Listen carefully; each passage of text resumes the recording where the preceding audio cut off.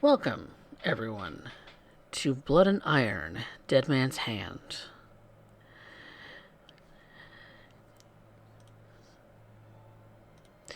Last we left off, our coterie mates, well, Alexandra and some others, and,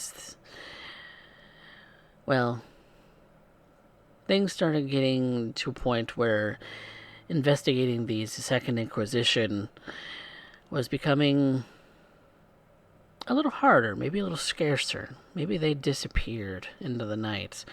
Maybe they're gone completely, but, well, we'll have to find out to see if that's actually true.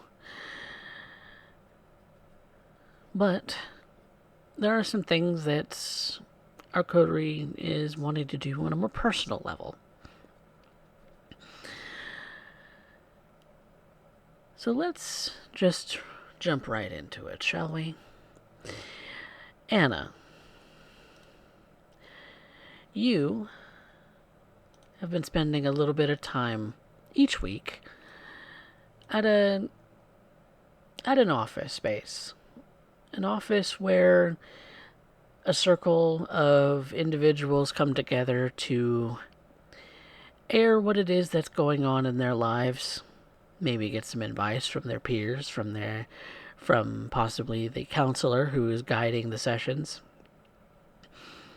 possibly learn a thing or two about this or that going on in the area.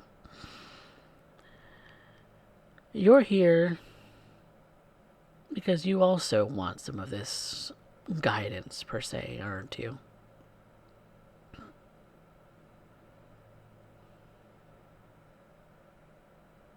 I mean, that's a funny way to look at it. Really, more often than not, usually what I'm coming here for is trying to understand, trying to find a place to, I guess, connect. There's not a lot that I can be in touch with anymore. Not really. Not a lot I can safely interact with, but this, it's anonymous enough. It's quiet enough. These people, all of them, they're quiet enough. It's funny, actually, how much I actually share with this counseling group. It's all for addicts. I've never really been an addict to any drug, but everything they talk about is so familiar. Mostly guilt, shame, isolation, and just trying to numb it. Numb all of it.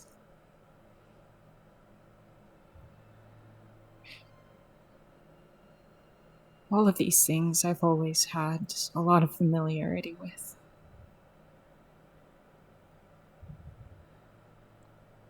That Now you more need. than ever.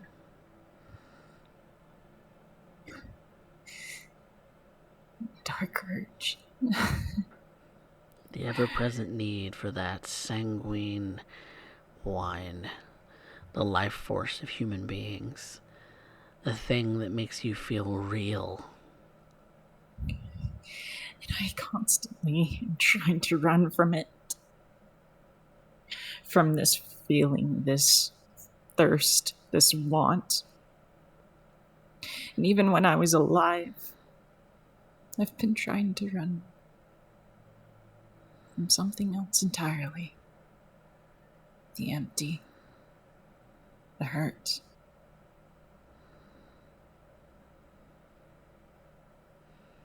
From killing Dad.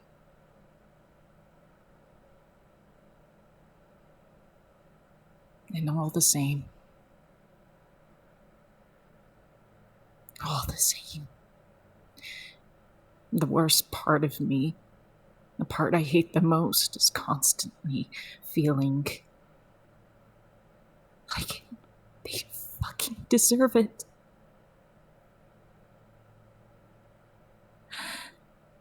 That I'm entitled to this.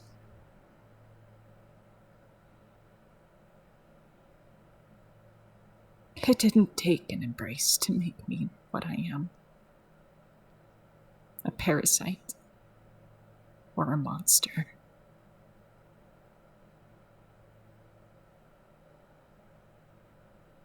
I was already that very thing.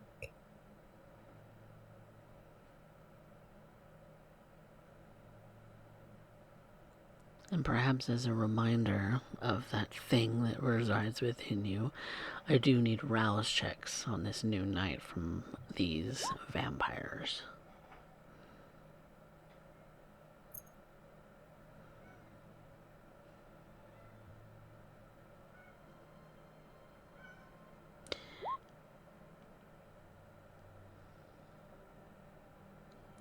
Getting hungrier, Anna. That need for that drug, that life force, that delicious existence sustaining fluid is stronger today. You need it. Badly. Because if you don't, bad things happen.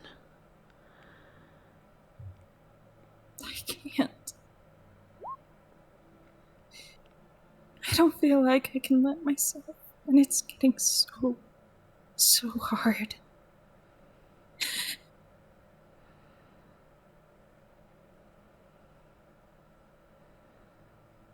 I look around at the circle, these people that I have slowly been building relationship with, hearing them speak, listening to their woes, their haunts.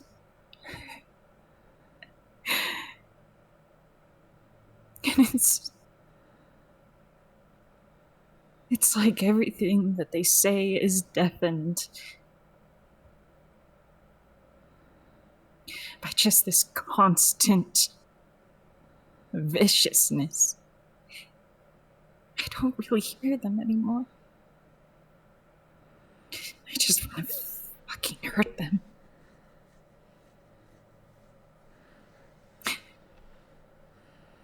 Like a mantra. Keep it together. I'm not hungry. I'm not hungry. I'm not hungry.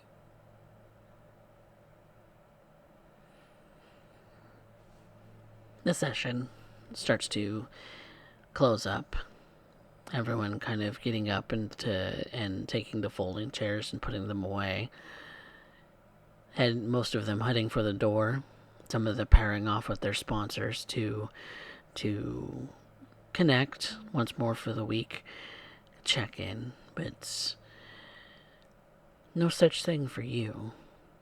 Which is probably why you see Counselor Cohen start to make his way towards you, giving you a bit of a smile, a sort of satchel bag on his hip, his sort of gray hair, very very closely cut, and glasses just kind of sitting on the edge of his nose.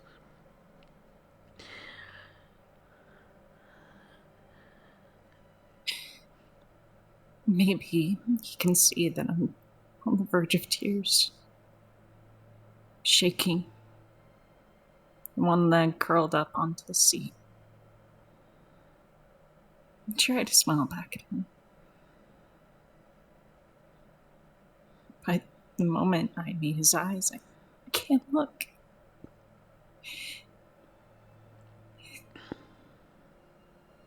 Something the matter, Anna? Do you have a moment to just talk in private? Sure. And he kind of leads you off towards a more secluded space. Kind of still in this main sort of area, but kind of cornered off with sort of like a chair and a table right there. What's going on? What's on your mind? You didn't talk much during the meeting.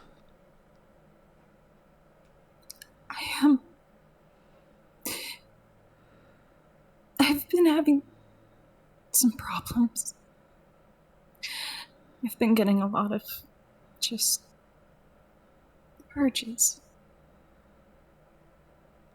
It's pretty common. I feel like everything is just keeps encapsulating. Like, I try and shrug it off, and then something happens. A lot of really, really bad things have been happening, and it's like I'm just angry all the time. And it makes you want to use. Yes.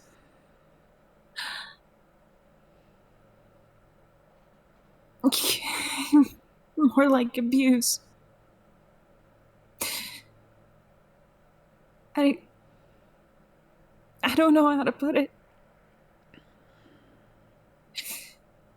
I think the worst thing about it is that when I do these things, when I give in to the cravings more than anything, I'm hurting others. And part of me wants that.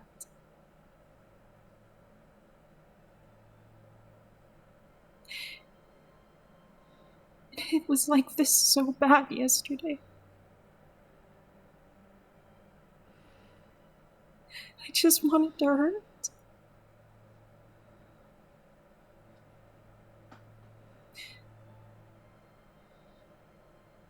Have you thought about taking on a sponsor? I don't even know how to do that.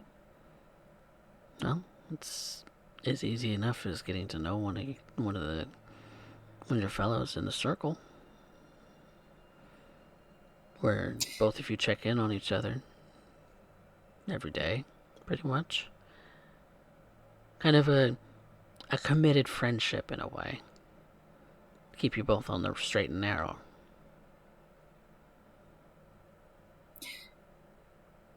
Mr. Cohen, Mm-hmm. why are you a part of these groups? Do you know what it's like?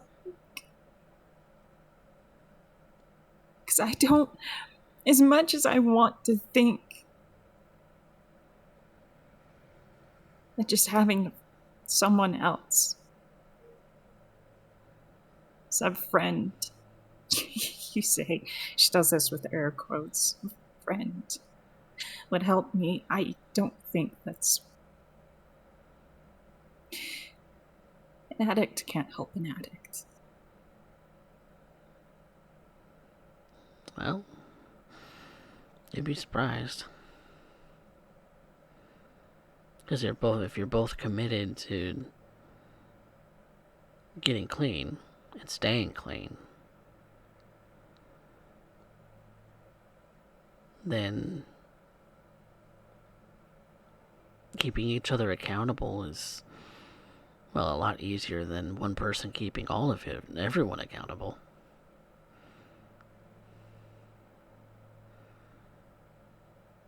I wish that were true. But I think it would just turn toxic. With how I am right now, I think it would just turn out bad.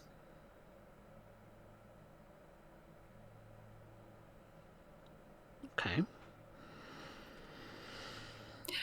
I Then what do you suggest?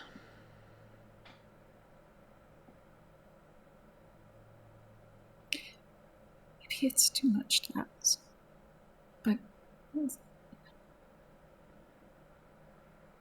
I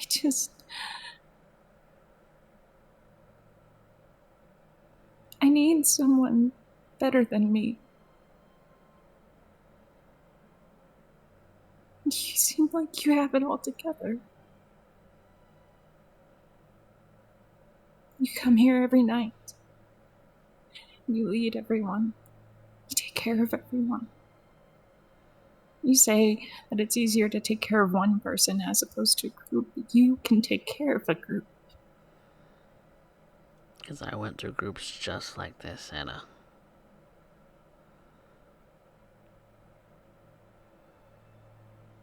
How? How did you do it? One day at a time. That's all you can do. One day at a time, 1 moment at a time, 1 minute at a time, 1 second at a time. Every second that you're not using is a victory, Anna.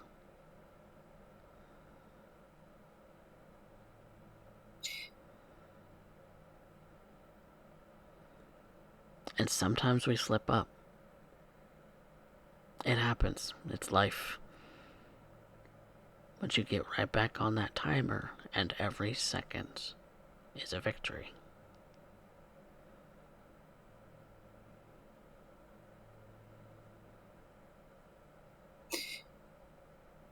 So would you be mad?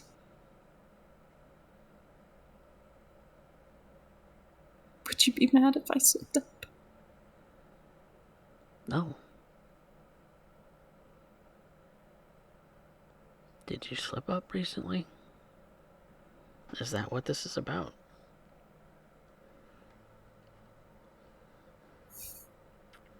I feel like I'm going to.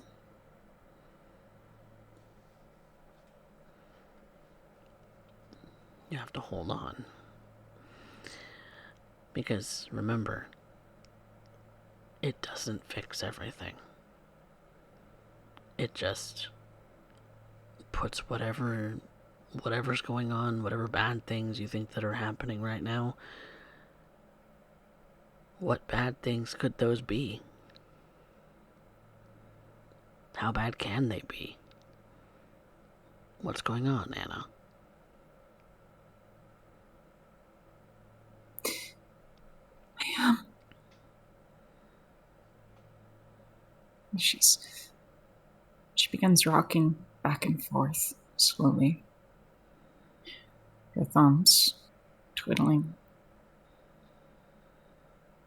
about anxiously.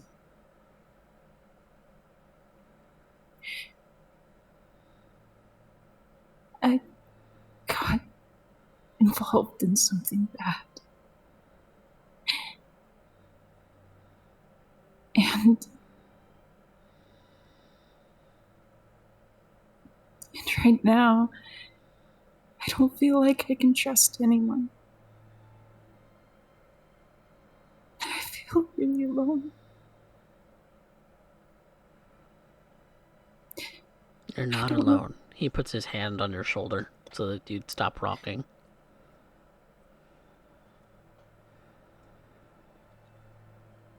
You're not alone. There are others here who are just like you.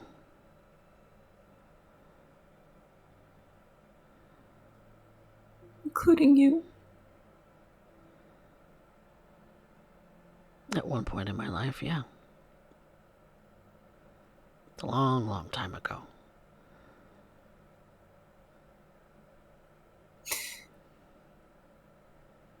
But it doesn't go away. You just learn to manage it better.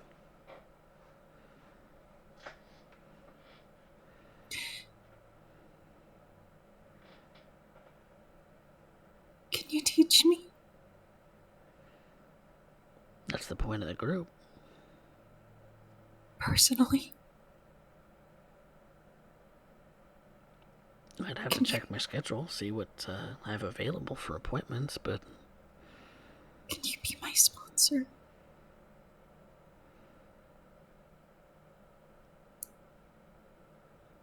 My friend?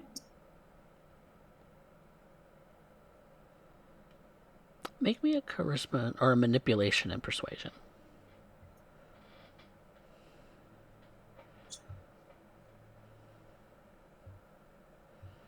Let's see how well you can do that. Okay. 4 is good. Something about what you said, you see on his face, kind of tugs at his heartstrings a little bit. For some reason, he can't tell you no. So he smiles and says, sure. And he gets out his phone and types in your phone number and texts you so that you have his number.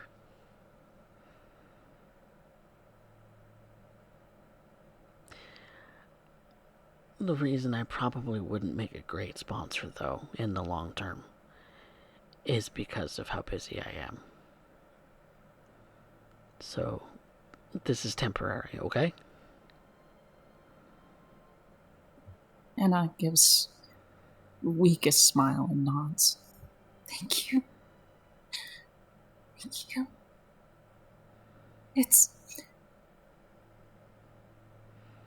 You're gonna get through this. You're gonna be okay.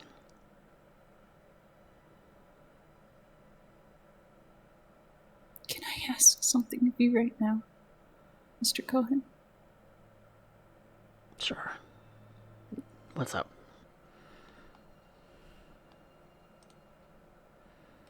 Can I ask? I don't know how to say this.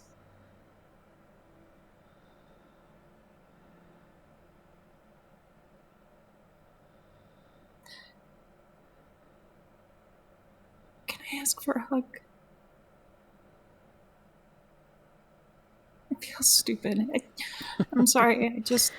No, it's not stupid.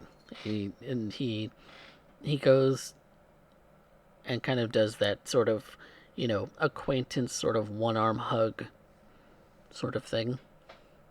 Anna leans in for the full hug.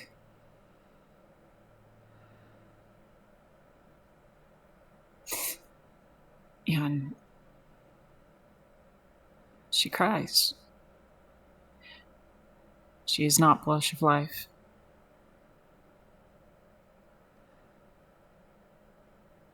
So there is blood. Just 2 tears rolling out of her eyes.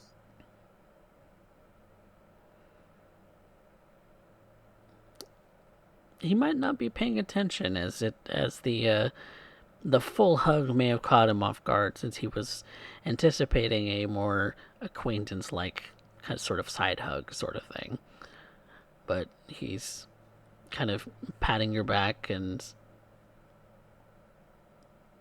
Mr. Cohen. It's a little awkward. Thank you. Sure. And I'm sorry. You have nothing to be sorry about. I do. She bites. Oh. Okay. So you're biting into him to feed? Yep. Okay. Then I need you to make me a frenzy check, difficulty 3.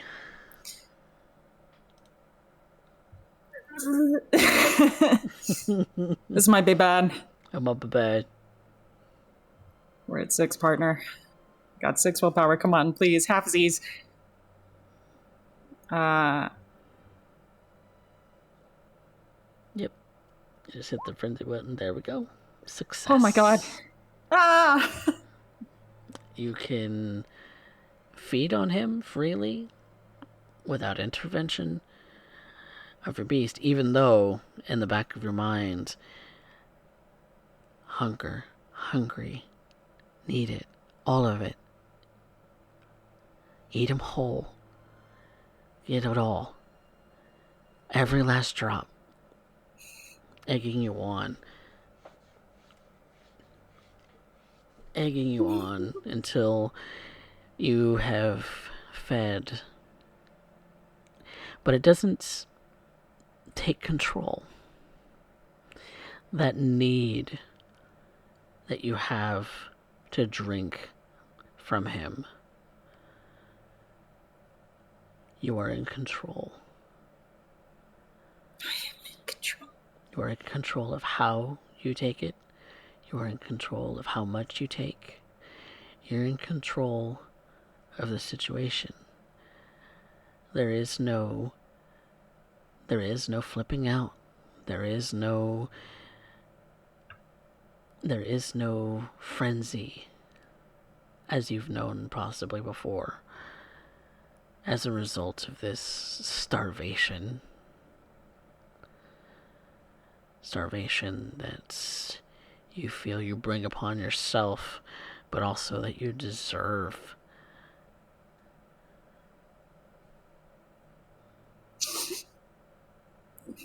And she takes about 2 dots of hunger. Just slowly seats him back down onto his chair. Tears rolling down. She lets out a soft moan. She releases her grip from his neck and licks the wound. She holds him for a moment, still in the hug. He's breathing heavy from the euphoria that is caused by the vampire's kiss. She pets the back of his head. Quickly wiping away the blood tears.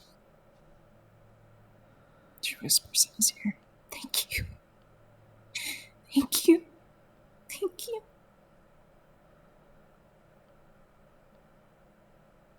"I'm sorry. I'm so sorry."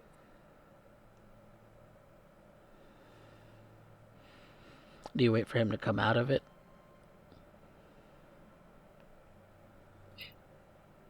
She does. She continues holding him for that moment.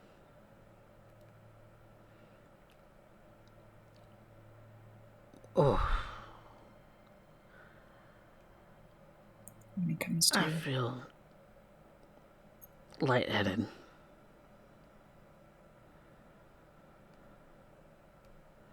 Whew. I must have. What happened?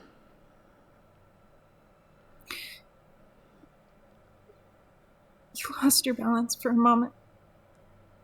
You scared me. I think maybe she puts the back of her hand on his forehead, still cold. I think maybe. Oh, God, you're heating up. Your hand is ice cold.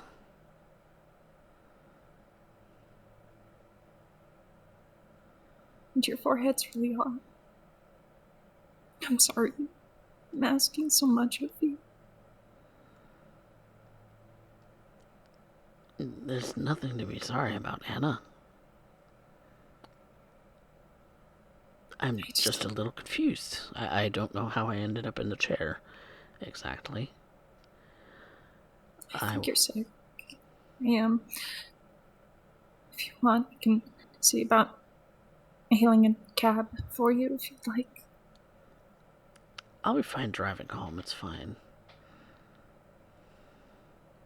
Okay. I'll try not to bother you too much. It seems like you're overworked already. I'm sorry about that.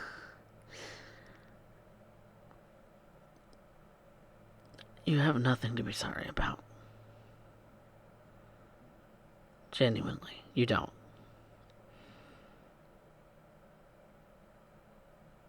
Thank you. You're too nice. You're a very good person, Mr. Cohen. And you are too, Anna. Remember that.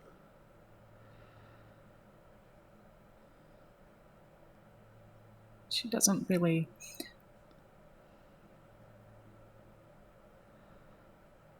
nod in agreement. She just closes her eyes. Looks down.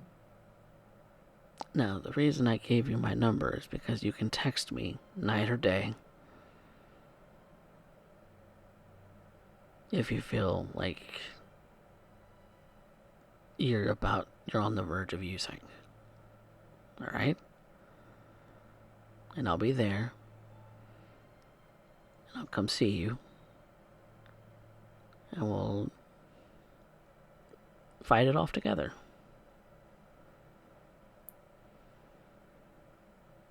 Thank you. It means so much.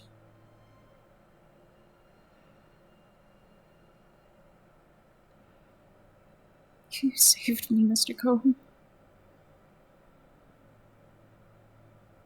No, that's not true. You did.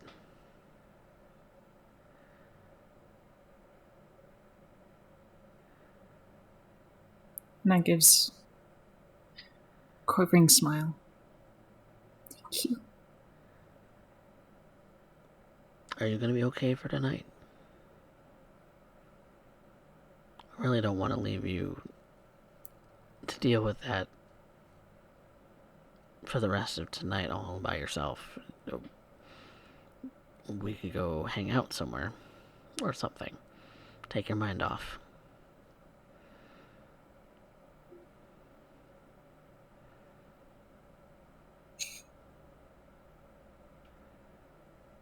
Um, I want to, but I don't want to bother you too much. It's not a bother. It's what sponsors do.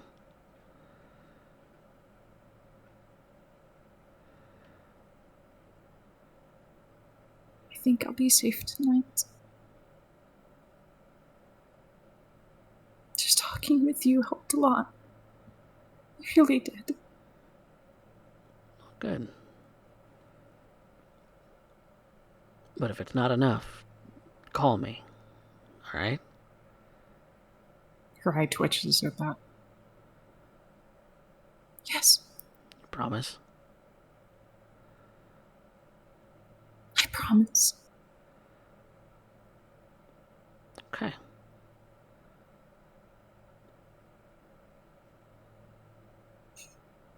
I trust you.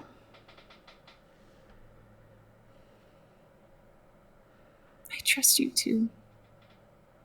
Thank you. And with that, Anna will take her leave. When she steps outside, she's going to use Silence of Death. Stay out of sight in the alley. Just watch Mr. Cohen leave.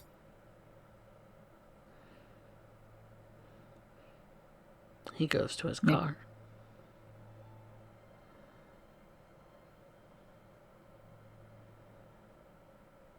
She watches him get inside. Perhaps bicker about just a seat before leaving. And once he is left,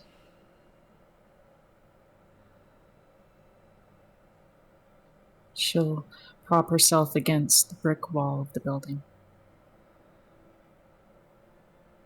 In the dark. She'll pull out her phone. Look at the number.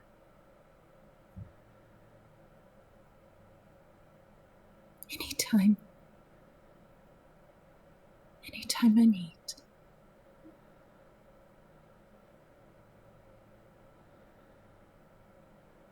I'm not alone.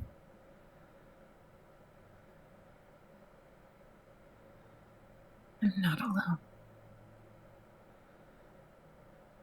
Never alone. Never alone. You hear that kind of echo several times in your head in different voices.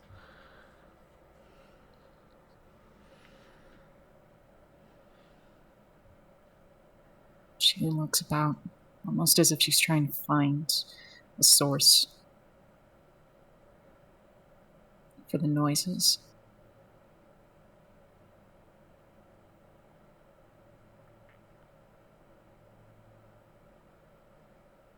Before she resolves herself,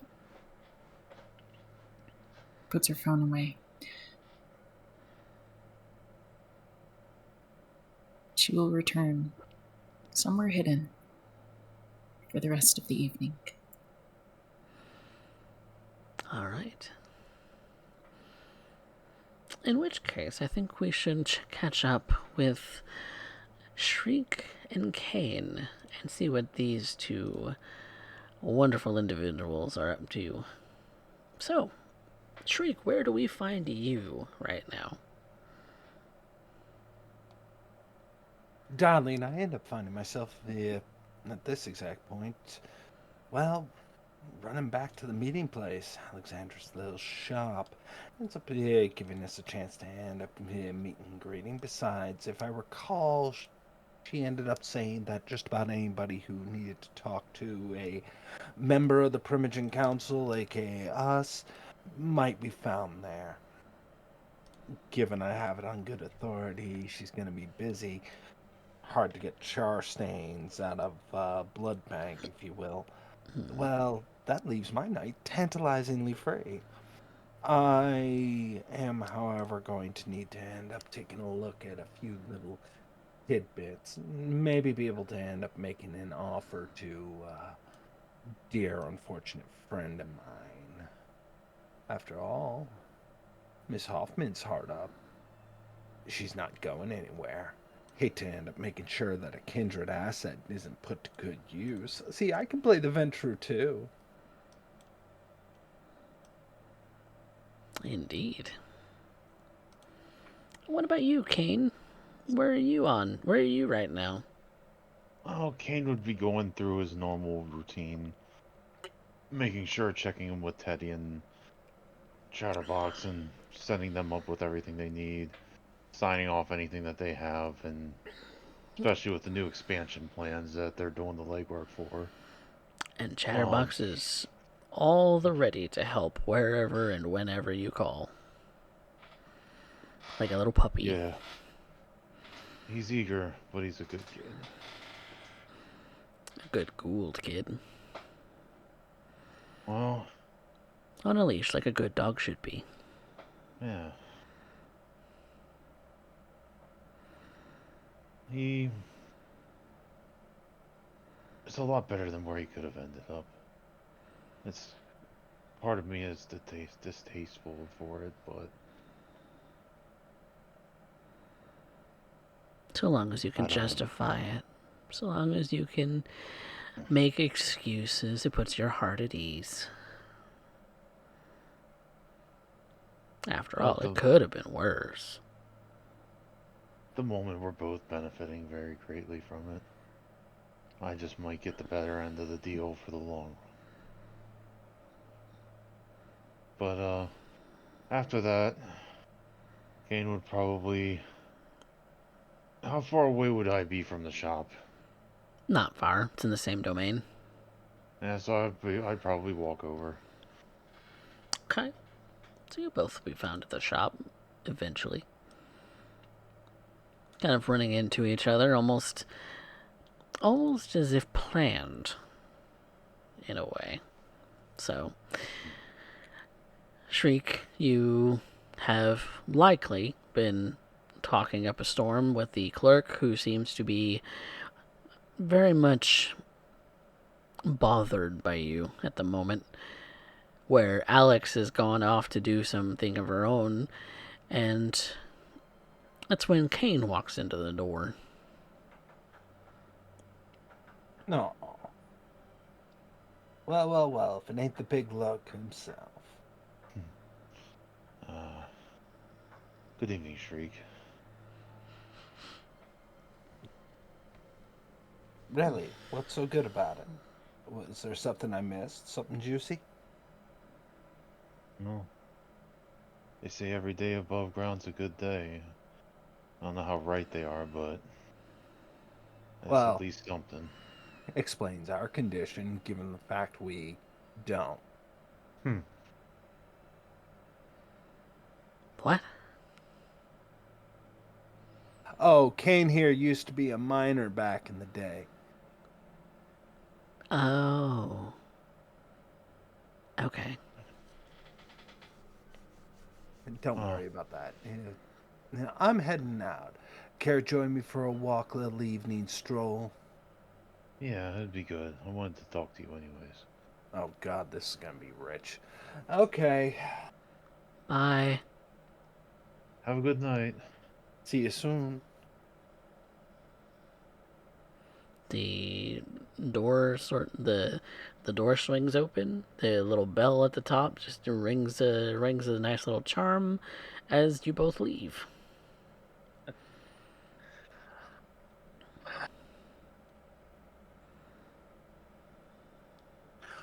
Well, Ugh. are you gonna tell me what's you wanted to talk to me about, or are you just here to choke me again?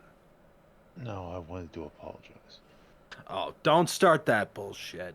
No, I'm not sorry for the sentiment behind it. But I shouldn't have lost my temper, and I shouldn't have put my hands on you for no reason like that. Don't worry. Besides, if I really took offense to it, I can do a lot more than just say cruel words. Say what? Oh, cruel words. Okay, sorry. It didn't click for a second. Besides, No, I've been trying to figure you out, and I don't really understand or know anything about you. And, one thing that bugged me is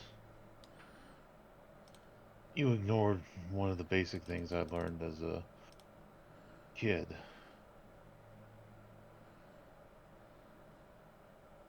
And that's the basic principle of talk shit, get hit. Sometimes you speak like you have immunity. I just want you to be careful because if you say the wrong thing to the wrong person, something bad could happen to you. And I, you're gonna threaten me. You can at least end up doing it in a creative way. oh, I'm not talking about me. Oh, you think I haven't figured that out for the rest of them? See, you can end up going right ahead, but you see, I know that that's all you have. You don't know what I have. That's another thing that bothers me. You think you have everyone figured out. Because they're not hard to read. Now, I understand that yes, people like to think that they're hard to read. Most people are really just written by Dr. Seuss. Oh, I've I just run want into the everyone. exception once in a while, but then again, most of them, their life was turned into a Pixar movie.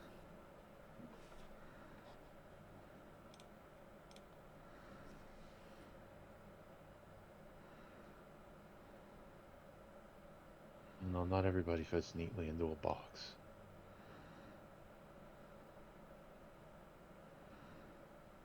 Oh, that is rich.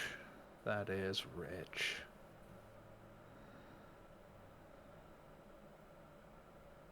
So, is anything else you want to end up getting off your mind? No, I just figure if we're going to have to work together, then we have to. I wanted to clear the air, and I want to actually get on good terms. Clear the air, you can go right ahead. Good on terms with me. I don't think you want to be there. Being on good terms with me usually means being on bad terms with a lot of people that most people don't want to fuck with.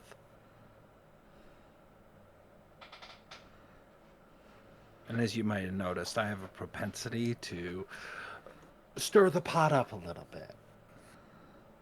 Well, And it helps because it means I get to figure out exactly who people really are. I don't have to fight through a facade of being nice. I don't have to pretend who I like and who I don't. And I don't have to end up going along with any of the sanctimonious bullshit that's constantly shoveled my way, trying to end up tugging on heartstrings to something that no longer beats. Now, if you're That's trying to figure me out, let me lay it down like this. I ended up having an outing yesterday. And you can have this one for free. Since you're trying to do the olive branch, let me do one for you instead. Yesterday, I ended up going out with our dear Alexandra. And she tried to do what I do. Except when I do these things, it usually doesn't end up with us having to burn down a blood bank. Wait, what? Don't keep your ear to the news too much, huh? Well, I can't exactly watch the news. I imagine not. Papers, though, don't short circuit. Might end up considering reading that. Pretend you're checking your stocks and just stick to reading the funny bits. You know, I hear Peanuts is still being published, so that's a start. I was more But of a anyway, Boondocks fan. have some taste. Now, that being said, when people try and go in my neck of the woods, two things happen. One, traditions get breached and then need to be covered up. Or two, it usually leads with a lot of bloodletting and a lot of bodies that suddenly need to up and disappear. The fact that these two scenarios aren't the norm around me should tell you exactly why it is that I do this. Because in your world, how big you are, how hard you can throw, that's important. Whether you can knock somebody out and maybe try and appear all educated, that might impress certain people. But in my line of work, it's a lot more tricky.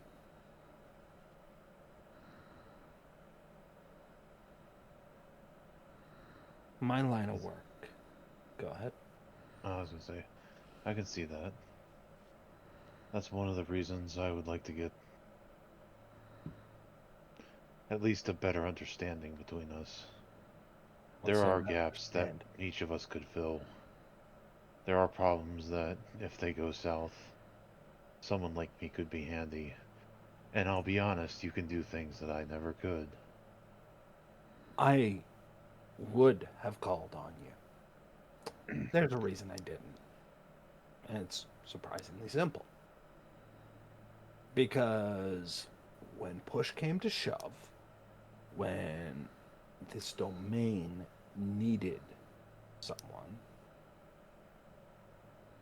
you decide to deliver an executioner to somebody who's directly under your domain, under your protection, and send them up like a goddamn pork chop to a wolf. That And then I got punched in the face for it. And then I got choked for it. And then I got beaten for it. that So, is because I don't really know how all this works. doesn't I stop me wasn't from thinking in jumping. the same that it was. I wasn't used to the fact that this is our domain, that we have to run this. I was operating off of familiar terms. It's sometimes hard to get out of how things were. I need to I need to learn what this means. What does. I wasn't. What is this? And exactly is it, Kane? What exactly is this? Well, we have to run and protect this place. And I'll be honest, I don't know politics. I thought That's you were not. well read. I try to Political learn it. theory and all that kind of stuff, you know? No. I try to learn anything that I can. But I'm not a mastermind. You think you need to I'm be a a half master. smart, over the hill fighter that's just got enough skill and strength to make things work.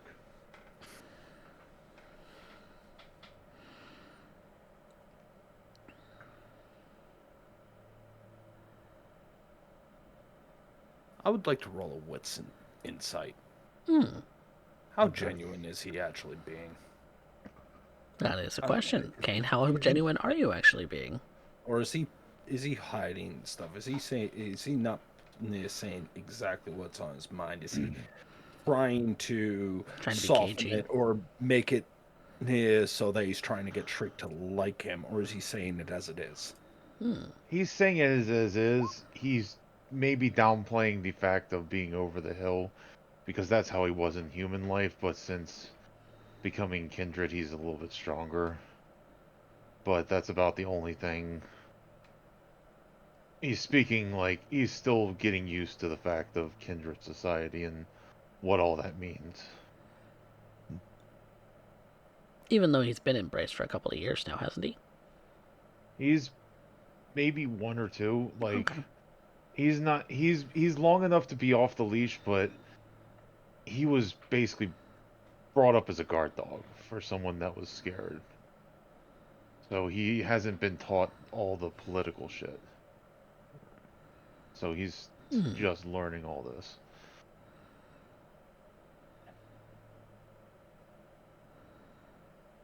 For all intents and purposes, he's been sheltered.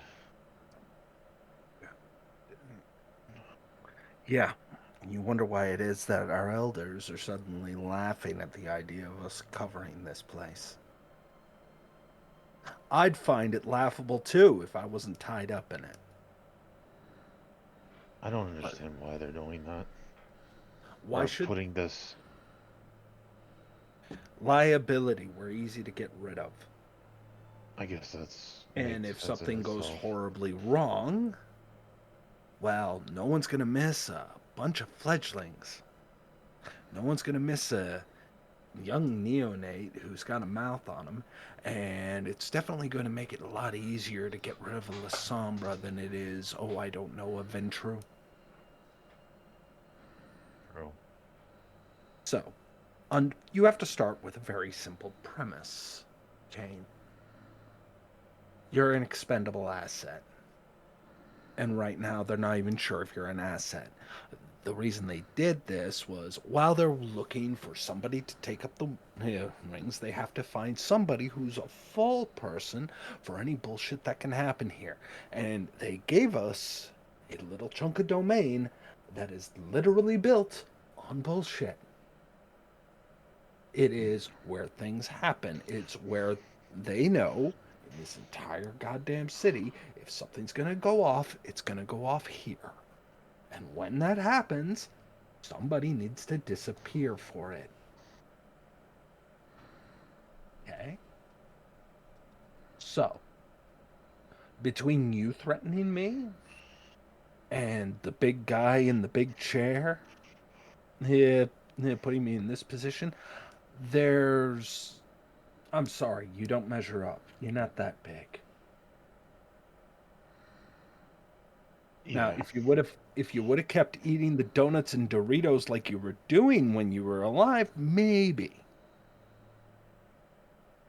But let me illuminate what this is. Get you to really understand what it is that we are now stuck in. All right?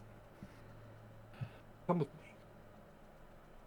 Come on, come on. You're not that out of shape. No, I've. It's the one good thing about it since everything happened. I don't get as tired or winded. Yeah, big deal. Wait until you realize you can't drown. Oh fuck! Never thought of that. And Rika's going to take him to a place in the domain, not too far off, but a place where he knows easy accessible fire escape, good view, and a little bit of seclusion. He's going to end up making sure that he's got a really good view of what's going on. A good view of what's going on. Well, that certainly sounds like a good place. Alright.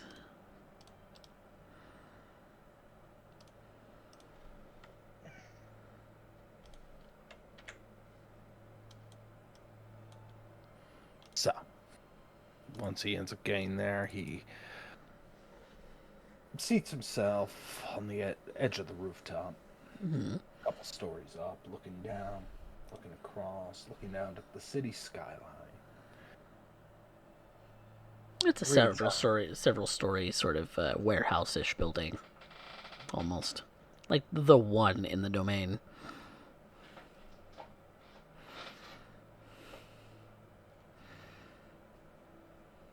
I want you to look, Kane. Look out at it. Tell me, what do you see?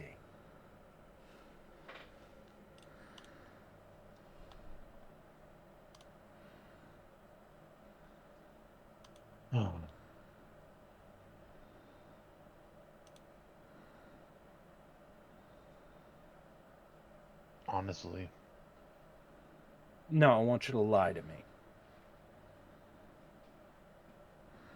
I see possibilities and problems that need to be solved.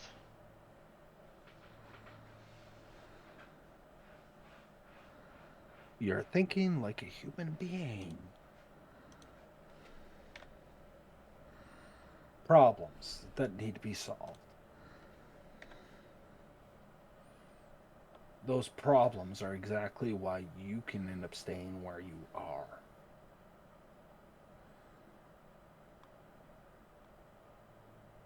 See, right now, you're the have, not the have not.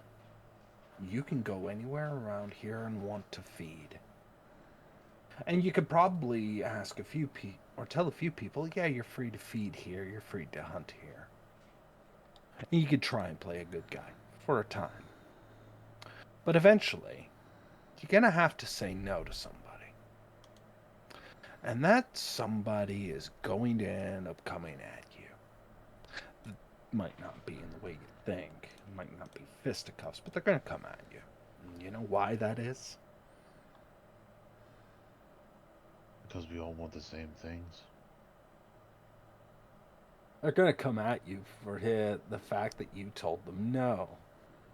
And you're going to try and give a little. You're going to constantly get a little, but then they're going to keep coming after you. And you're going to take the brunt of it. You're going to be the figurehead. You're going to be the problem. And they're going to make sure that everybody looks at you in that line, that you're the problem. Seeming to be completely oblivious to what they are. Over there, okay, is where our deer hound hunts. He's usually out there first thing in the evening, because he's not a late night feeder. Over there is where our deer Anna tends to end up going off on her own jaunt. No, maybe she's feeding over there. Maybe she collected something unto her own. Who knows? Over there, well, you've been going there for quite a bit. And I do hear things. But what about everybody else? Have you ever stopped to consider where the little nun, the whole habit, decides to end up hanging out? Do you think that they only feed on those in the church, or do you think that they do something else? Because, congregation, if you feed on the same people over and over again, things start to get suspicious. How do you think it is that the thin bloods get away with it? You think that they're always on the level? Point to me where they're allowed to feed.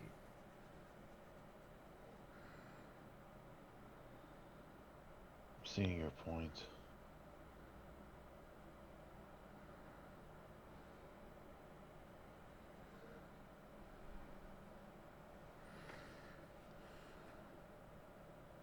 That's one of the reasons I was trying to go around and talk to everybody and get a little bit of You're trying to make perspective for this everybody place. happy. Well, You're not going to do that. You're going to try to. yeah.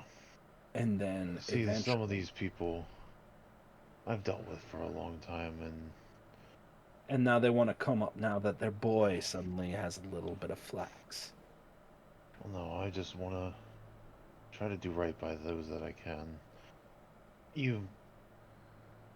It may be me stroking my own ego or making myself feel better, but it at least, I don't know, makes What, it Kane? easier for me. Makes it easier for you. How?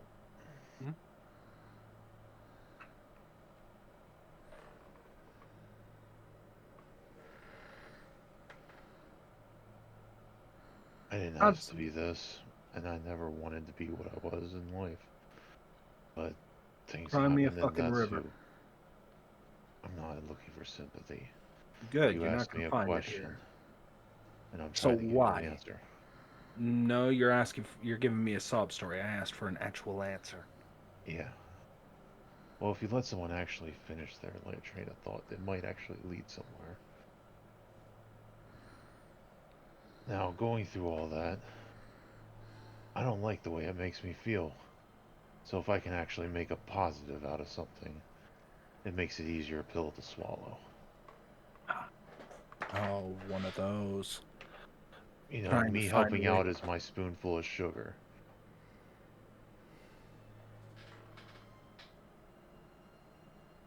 You, th- you know, I can feel the little bit of power that we have. I can feel the enjoyment that I know I could get by controlling things, setting things up. But that's a slippery slope that I don't want to get on. And that wretch, Cassandra, is concerned about slippery slopes. Like I said, I didn't want to be this.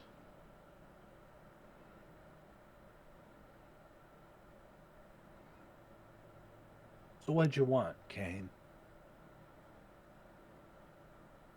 Because the What I world is. wanted stopped mattering a long time ago. It just happened to be what I had to be. Survive. Good way to be a monster. You see, if we needed to survive and that was it, you wouldn't.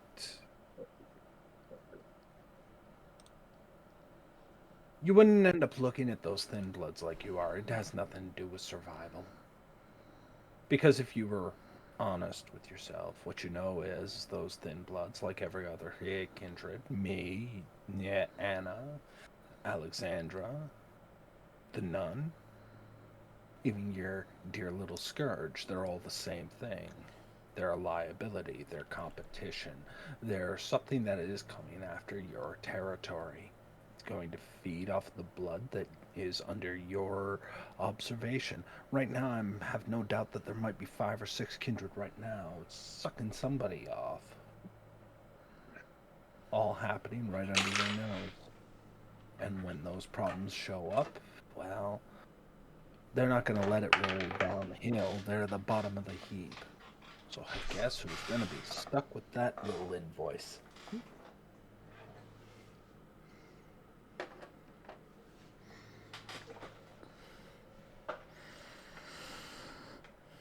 Must be nice to end up thinking of yourself as though you're doing something.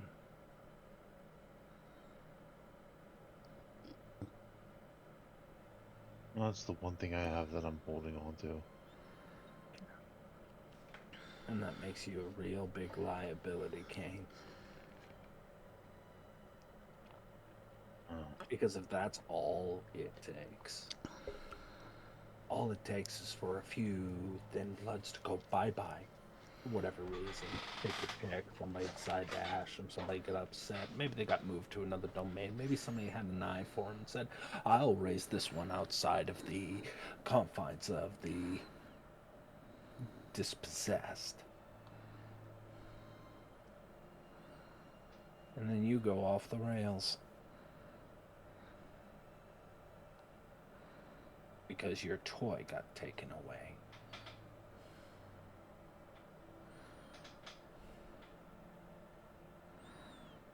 That's the thing. I don't know if I was ever on the rails to begin with. At least you're not a Malkavian.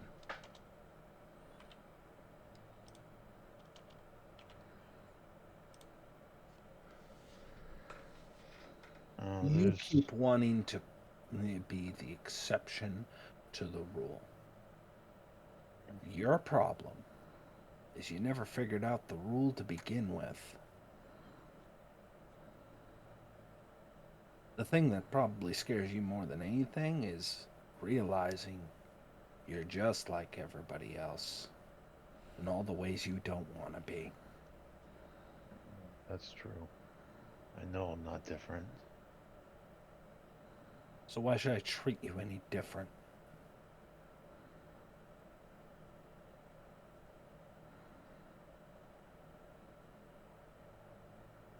'Cause I'm at least trying. You're trying to be a what? Want to save these people?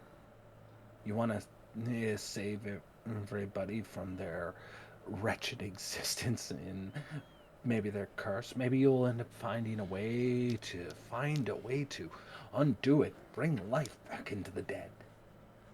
No. So what is it, Kane? I want to leave things better than when I found it. Because the other side of that, if I didn't have that, it's just too depressing to think about. If you really wanted that to be true, you'd asked yourself a long time ago. So there's something more important that you're sticking around for. Oh, Because that's what we are, Kane. I'm sorry to tell you. Maybe your sire didn't figure this one out too early. Didn't really have it in them to tell you. Maybe they're one of the few faint of heart. Doubt it, but hey, you're the exception and all. This thing we have is a fucking curse. Not here's a fast track through the past the afterlife into something far better. Not we're going to end up being able to end up existing forever and a day and never have to worry about things not going to completely to shit. We didn't end up getting the passport to heaven for this. We are going to burn for this. Literally, and depending on which way you go about it, literally or figuratively, spiritually, we are fucked. And worse, that's not just our problem. He gestures to the entire city. It's their problem too. We can never do better, make this better, because it's what we are. We are a blight upon the land. And that's why black vans are here to kill us. That's why we suddenly go missing. That's why you got a whole bunch of little girls on milk cartons who'll never be seen again. And that's why your cousin, back when you were 14, was found floating face down in a river system, half eaten alive by whatever the fuck decided to scavenge his corpse. Because that's what we are. That's what we leave behind. In the end, it rots and it's infested and it just sits there with maggots squirming about inside it. And then we put on some makeup and say, we'll try and make this right. Makes me want to throw up. so why don't you just off yourself if you think that way? Misery loves company. Well, you're the same reason that I didn't. I'm a survivor. I always have been. I've had to fight tooth and nail for everything I've ever had. I'm not about to give that up, even though I've been dealt another shit hand that turned me into an even bigger monster than I was in life. Those thin bloods that were just a liability in your eyes. Not my eyes. It's not anybody's eyes. It's a fact. Just like you are a liability to me, and I'm a liability to you. It's all liabilities. It's all what's waiting in the wings. It's all something bad's gonna happen. So why do I have to end up being the only one to get shit because I'm not about to put lipstick on that pig?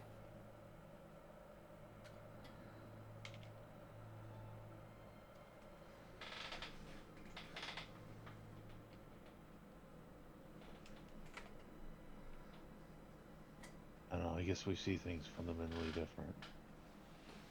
I can see the why they would be a liability, but they're also a part of something that I'm into. They, another thing I learned growing up is you look out for those around you. You watch each other's backs. It doesn't matter. Some may cut and run, some may end up being shit. But the ones that actually do stay there, it means something. So if I can look out for them, and in turn they may warn me of something, or have my back in some way, then it's worth it to me. The same reason that I'm trying to make good with you. We may not see eye to eye, and hell, we're probably never going to like each other. But the simple fact of the matter is, someday you might need someone like me, and sure as shit, there are just things that either show us that we can do better than each other. The only thing is that you just see me as a liability instead of someone that actually would have your back. Because to be honest, really honest, I already needed you. And you weren't there when it mattered most. So stop trying to end up making it sound like as if time can be suddenly rewound, or that it's some kind of forgive and forget. I'm not paid to forget. When did you need me?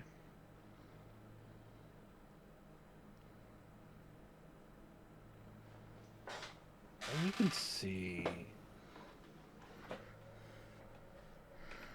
at that point, Freak's fangs come out. He's not opening his mouth, not like he's going to bite you.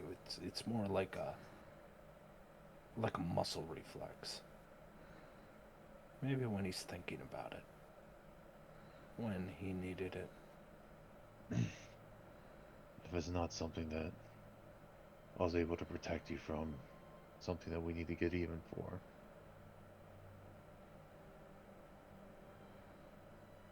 What do you need? What happened?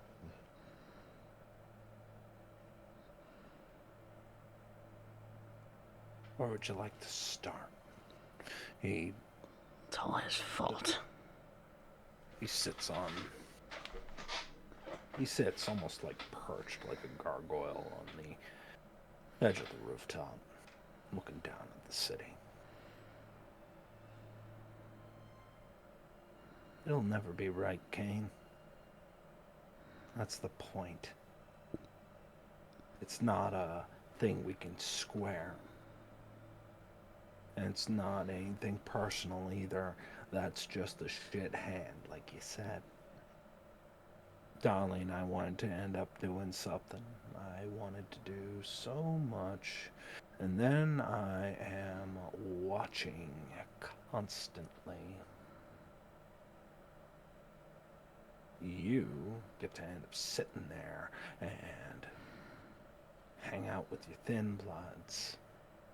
End up getting rowdy. Showcase what you do. Have a nice little place to yourself. New weights, new materials. Grow, have some fun. Make a place all your own.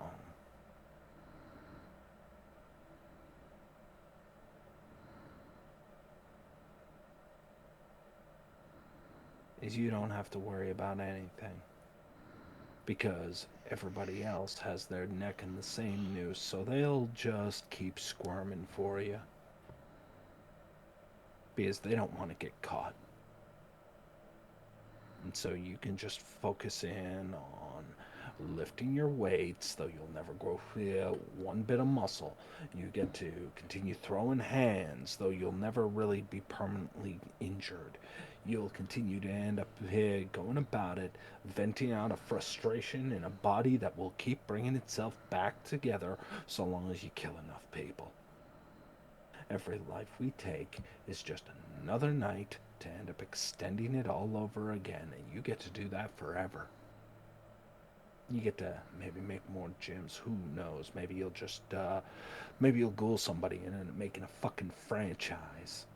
Maybe you'll end up living the high life. Maybe end up being like one of those other La Sombra I see in the pop collar, black suede vest here, walking around with all the bling, the rings, the here automobiles here being here driven around, they're showcasing that they're king shit, that they are the boss, they are the one in charge, and you're able to end up going on in, and you're gonna end up finding some way to end up making that style end up matching up with what the hell your vision for whatever the fuck it is that you're doing. So go right on ahead.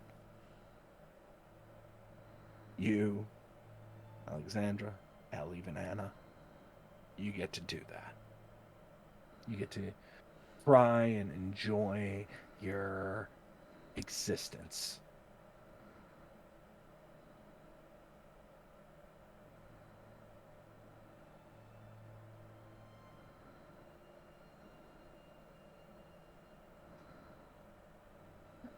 You know, you said all that, but you still didn't say how you hated me.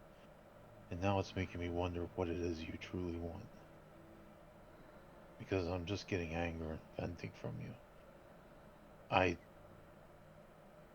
That's the thing, half the time when we talk, all I get is anger, smoke, and mirrors. I get all the shit you're throwing in my face, but I don't understand the fucking thing. Because I'm not getting to anything real.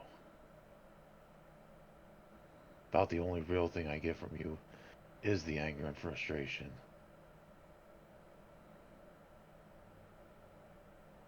Now, I'm not saying that, like I said, we're probably never going to be buddy-buddy, but I am trying to understand. I'm trying to be on your side. Listen. Fuck's sakes, if you say you're getting nothing but smoke and mirrors, then listen. You get to do that. Anna gets to do that. The Thin Bloods get to fucking do it. That's why I said, what do you want? Like any other kindred. What you have. Difference is, this is not something I can just take. Because you don't get it. I don't think you ever will. See, you get this opportunity to handle on. You got that thing with electronics, right? That's how this works, to my understanding. It's what you were bitching about earlier, right? Couldn't watch the news. It makes some things inconvenient, but... Okay. Now try and imagine the second you pick something up, it suddenly short circuit because something crawled on the circuit board the wrong way. Or how about you say, this is a nice park, and literally end up watching the whole place go to shit and watch people get sick. Or maybe end up watching and how maybe you had a kid. You look in on them. You look in on them, and 5 days later, you end up realizing they're going to school with fucking head lice and get taken away from their mother. Why? Because, well, it's clear that they're not taking care of them. The only way I can end up taking care of anybody is to stay the fuck away from them. Do you get that? I can't go to your fucking gym and enjoy a workout or a throwdown because if I end up going there too long, the whole building collapses on you. I can't stay in a fucking bookstore without expecting half of the thing to be fucking eaten by the time I end up finally making myself at home. I don't get the nice little high rise because that place is going to have to be fumigated every 2 goddamn nights. I don't get your life. I don't get any of it. And you constantly trying to end up saying, hey, I'll be there for the thin bloods. I'll end up being there for my crew. You end up saying it like it's as if it's some kind of pledge of loyalty. But what I see a hawk of shit trying to end up making up for something that can't change. And you want to end up trying to make good and seeing what everybody else has to say, what everybody says their problems are. Meanwhile, you're willing to end up rolling up with a fucking executioner to somebody you don't even know, who's under your domain, your protection, and you're willing to serve them up. Why? On a fucking please, sir, may I?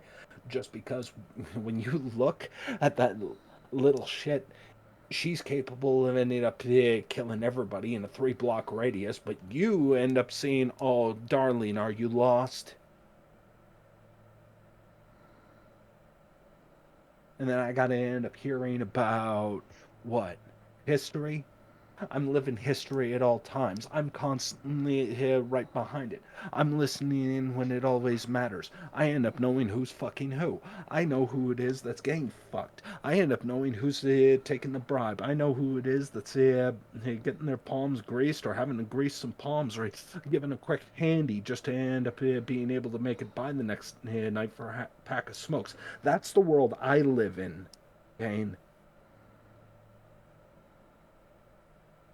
And if I did half of what you have been doing since night 1 I've met you, honey, you wouldn't make it. You'd be fucking dead. So when it comes down to this bit of bile and venom that I end up carrying around, oh yeah, it's a bottomless goddamn well. Well, you aren't my only problem. See why you have some of the resentment you do. That does seem like it would suck. How do we make it better? You don't. That's the point. You can't.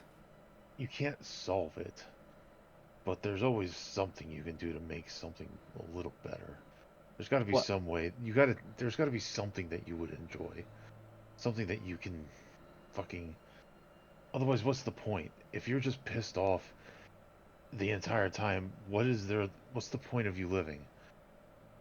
You have to have something you enjoy. There has to be some reason.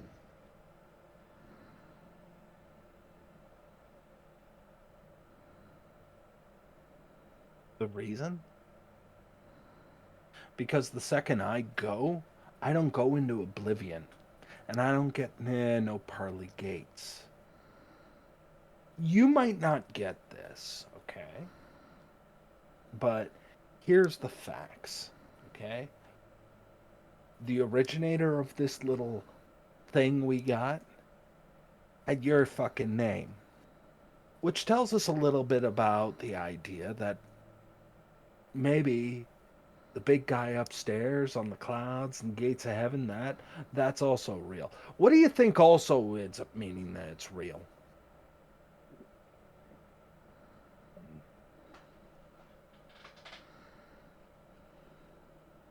And what do you think happens? You think that suddenly you stop existing? Or what do you think's more likely to happen with all those lined up? Because werewolves were, or vampires were a thing of fiction. Werewolves were a thing of fiction. Ghosts were something that superstitious people ended up listening. And now we're walking in them. So what happens when I go?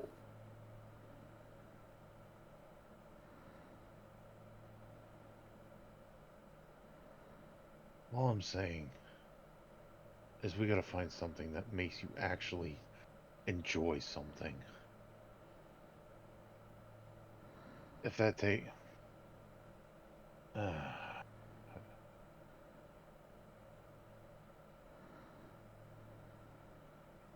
don't care what it takes.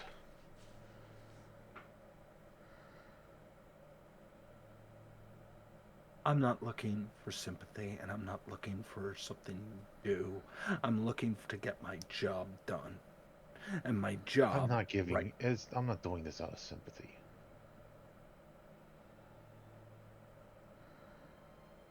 I'm not saying this out of sympathy. I would like to see you actually enjoy something and not have this vitriol that's eating you alive.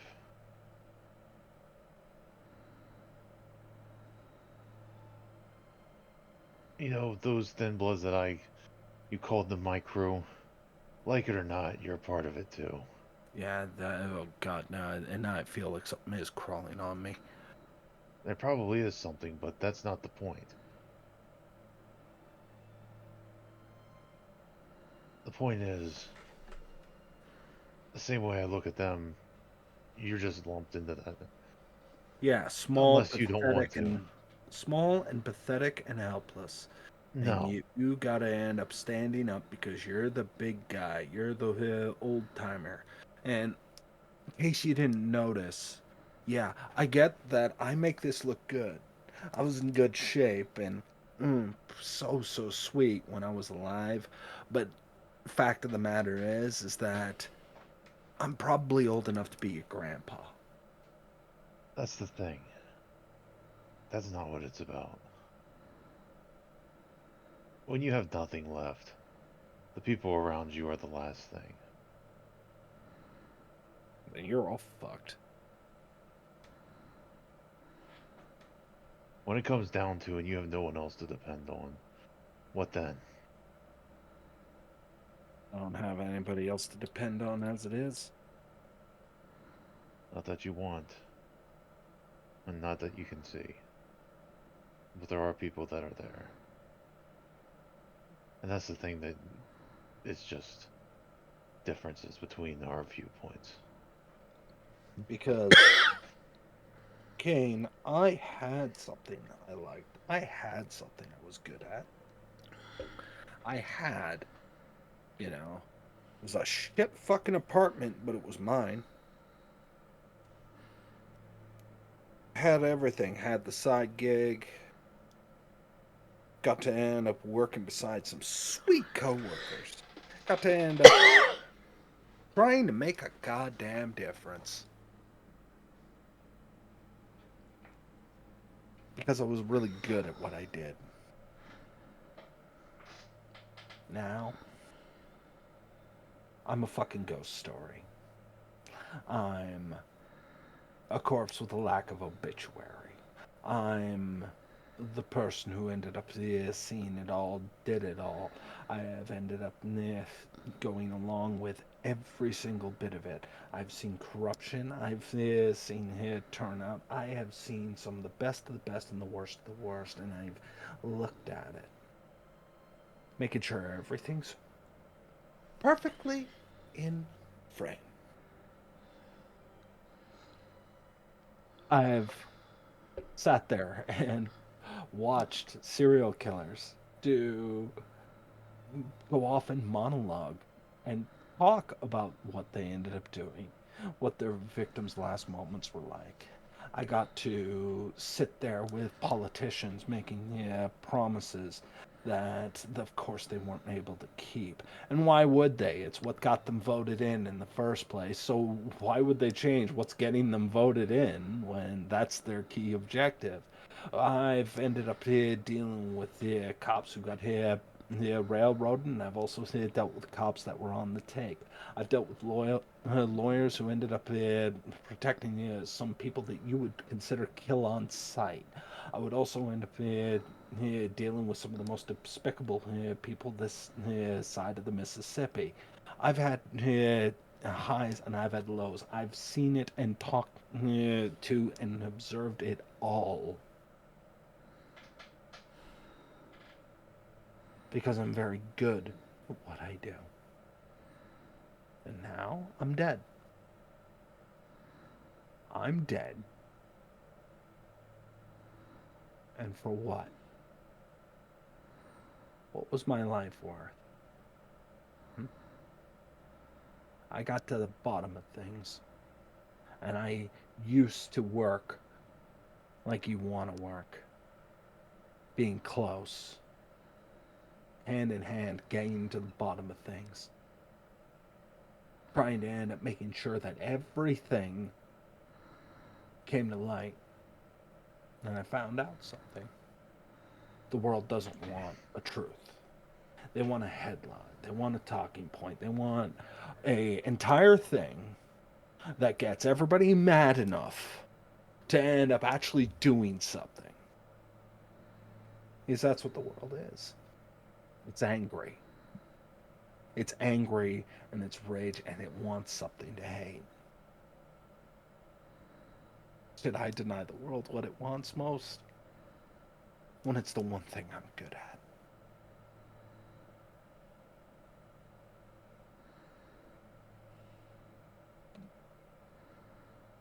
You know, as you were describing your life before, I think you had everything I ever wanted. And that's the biggest difference between us. I don't resent you for it.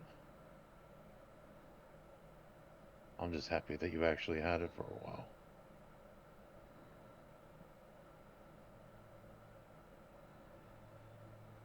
Had what? The Life. fact that I... What, you're telling me that you didn't have prospects of becoming champion of whatever I don't know what the hell they do this time. Kickboxing, MMPAQ plus, whatever the fuck they call it now. I was a decent fighter. I was never going to be a champion. Most of it was amateur circuits or a lot of underground stuff that wasn't exactly legal. And what changed? The best thing I was maybe a local boy that people could root for. Sounds like nothing changed for you. Except no one can end up not being able to use a cell phone, but you get a manager, and that's good enough.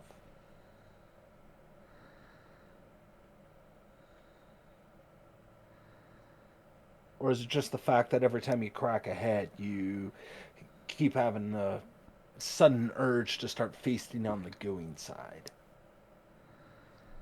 That's the thing, I never liked it.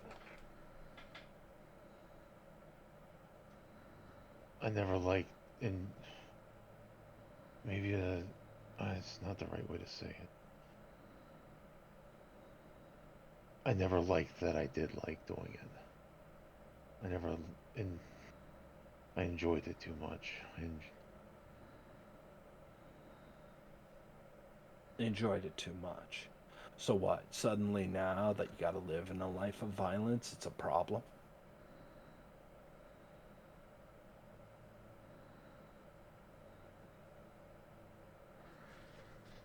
You have the same voice in your head that I do, don't you? Tells you to do things. How much fun that would be. How tasty that one is. Just go ahead and give in. What do you think if someone like me actually started listening? What would happen? You'd be ashed in a matter of about 15 seconds. Exactly. Because there's other people with that same impulse. And that's the word you're looking for, is impulse. Yeah. And they're not going to let you just gallivant along. You see, that's the big thing for you, is you're a threat. And so am I. So, when you look out into that city, stare into those pretty lights,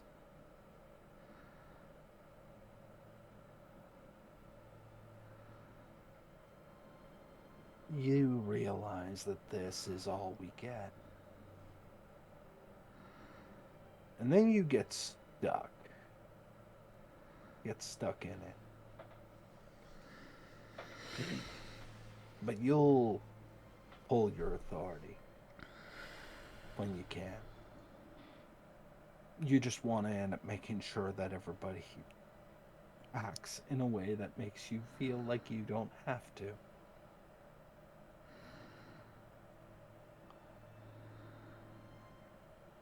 Go in the cage. Go ahead, get a fight in, and see if you can lose.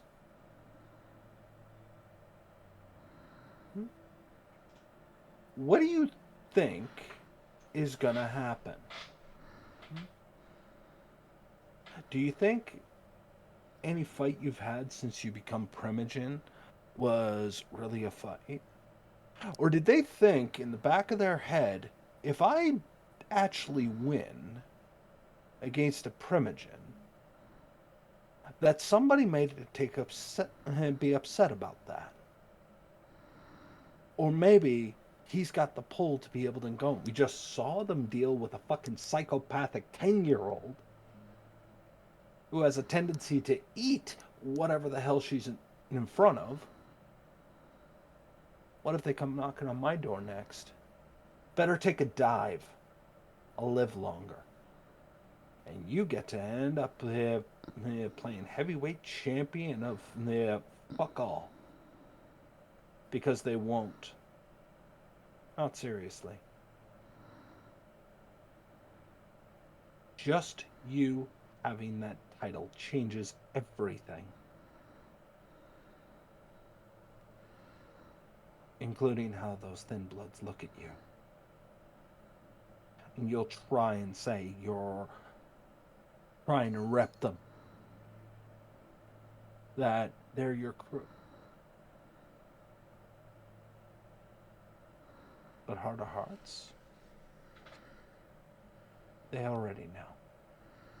Because everybody knows the game but you. Well, that may be it.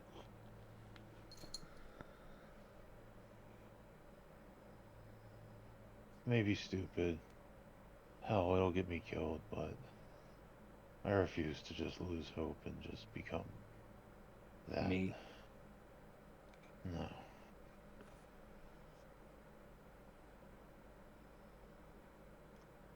I don't think I could be you. Why not? I mean, besides the pretty looks and that fine ass. Thank you, my ass is plenty toned. No, it's... I don't have the resentments.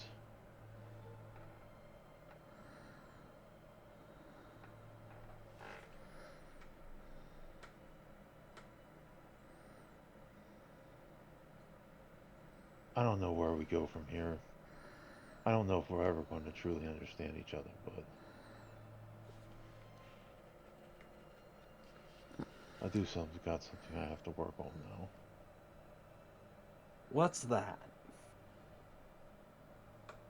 It's not important at the moment. You'll see later.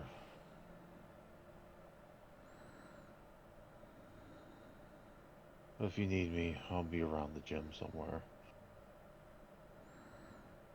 Chatterbox will know where I'm at.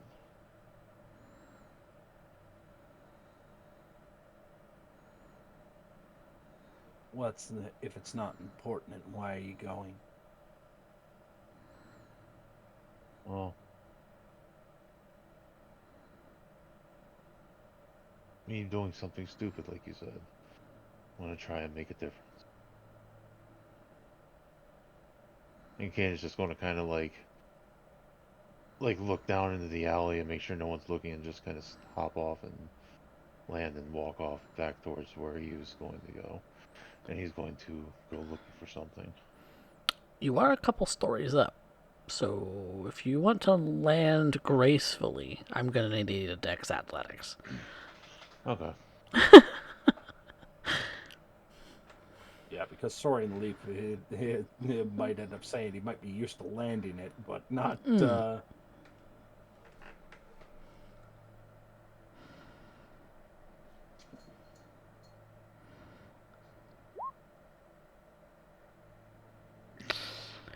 Stings on the heels, but no damage.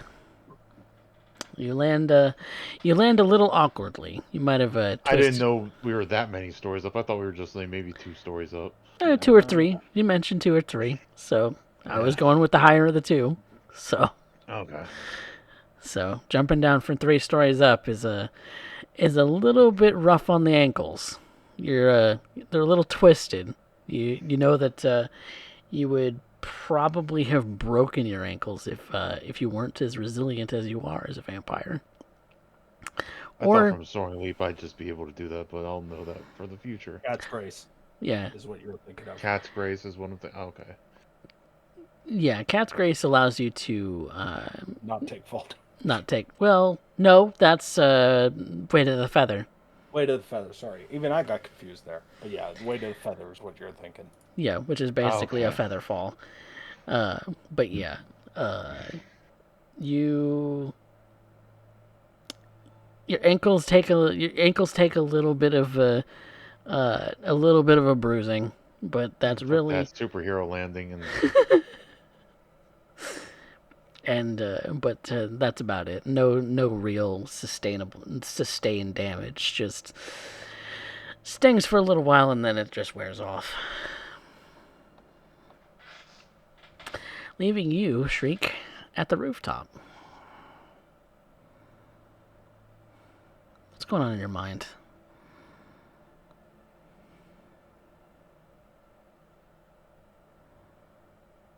I think I hate the fact that Kane thinks he wants to get it.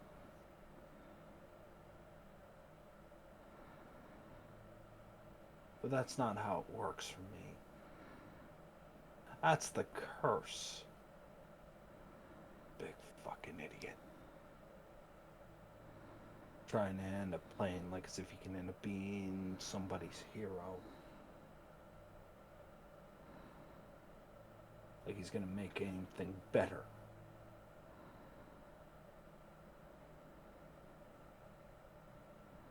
I heard those promises a lot of times. I'm gonna be the difference maker. I'm gonna make a difference in this world. I'm gonna make it easier. I'm gonna make it so that the idea of fairness and justice is more than just a goddamn buzzword. Who broke that promise to you, Shriek? Who broke that promise that you are still so angry about? The world. The world proved it was just a fantasy. A little lie. Told often enough. When I was killed, when I was made, nobody coming here through the window to come and save my sorry backside. When I was in handcuffs, no one tried to end up saying that's wrong. When we ended up having that expose, they said that can't have that being made to the public. It's not in the public's best interest. And then they end up saying, we don't want your kind around here. We don't want you making it into something it's not. And then I found people who I thought were like me. Thought I found my tribe. It turns out that no. They just wanted another soldier. They just wanted somebody who'd get along. And then I watched as they all ended up lying. To end up making it sound like as if there was something good and just and kind. But every kindness was just a lie. Because somebody wanted something. Kane's saying what he says because he just wants to end up having me stop being a pain in his ass. Anna ends up wanting to end up hanging on to it like as if things are going to be better. They don't.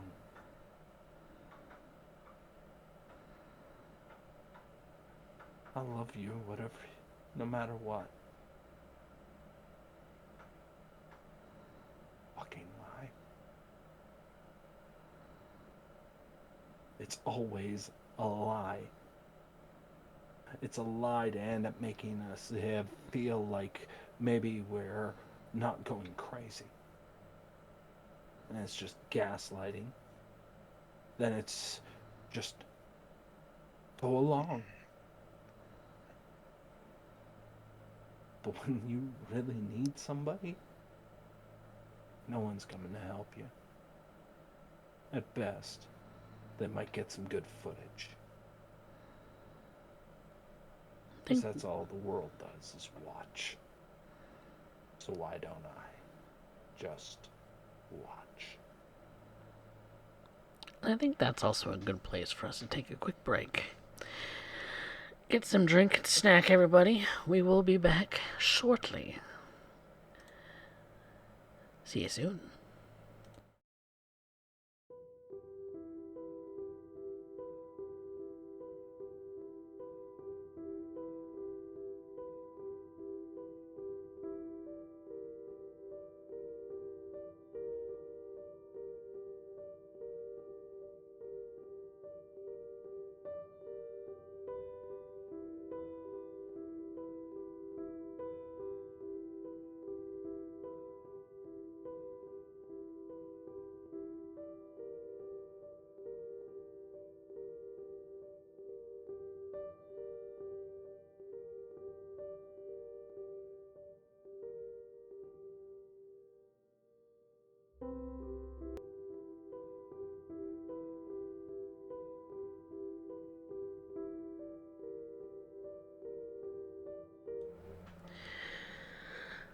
Welcome back, everyone, to Blood and Iron, Dead Man's Hand. Last we left off, Kane and Shriek had a bit of a conversation about the nature of Shriek's anger and how Kane, in some ways, simply can't understand the kind of deep and unending vitriol that Shriek seems to have about the world in general. So, perhaps, in a way, to kind of smooth things over, Kane, why don't you give us an idea about what your intentions are as of right now? Well, something Shriek said bothered me. He can't have the things that we have. Indeed. No, I don't believe that. There's a way around everything. There's a solution to problems, and while it may not be 100% or sustainable, I'm hoping that I can at least give him something that at least not a brief window to happiness, but just something that he can hold on to, because I don't, if you just can't just be all piss and vinegar the whole time. That's not sustainable in itself either. He's going to end up burning himself out or getting himself killed. He's got to have something. I don't know. Like I said, I don't think we're ever going to see eye to eye on everything, or hell, most things. But I can't let this slide. I gotta try to at least give him something. Maybe this is the olive branch or the gesture that may put us in a step in a better direction, but I don't expect to move a mountain here. I just, I have to do something. That's it. Now, is Shriek correct in that you are simply doing what it is that you do out of the quote-unquote kindness of your heart for some kind of personal gain, or is it some kind of true altruism that you have? I suppose we'll have to wait and see, because you are indeed a monster. Perhaps one that has a high value in the morals that he keeps, but you also dip your toes into that darkness. The darkness that is the La Sombra.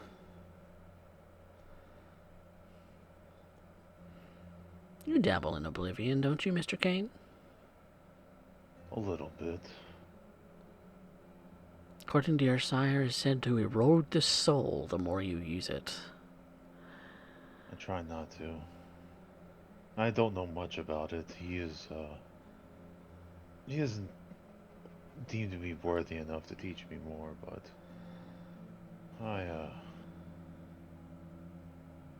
I've got a knack for a few things. Some natural inclinations. Don't know why I know him. Don't know why I know how. I just do. Well, tell us a little bit about this place that you're looking for. I'm looking for something of a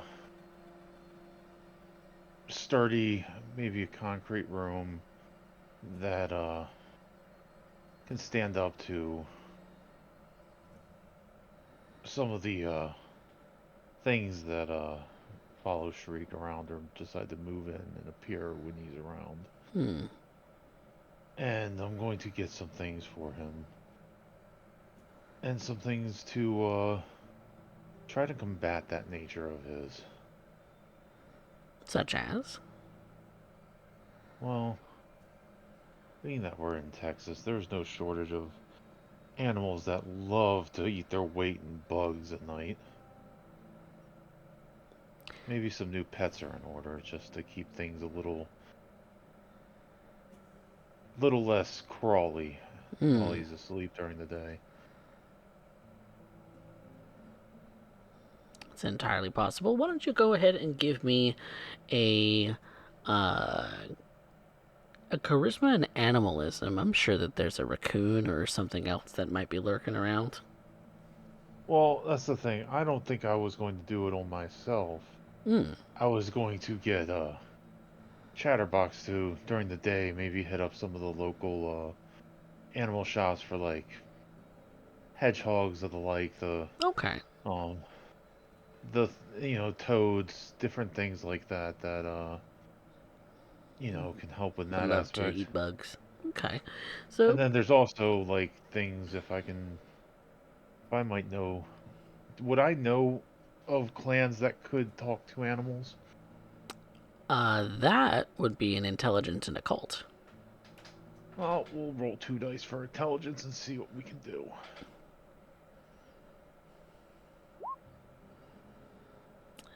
One dice. You've seen Shriek do it before. Maybe more Nosferatu.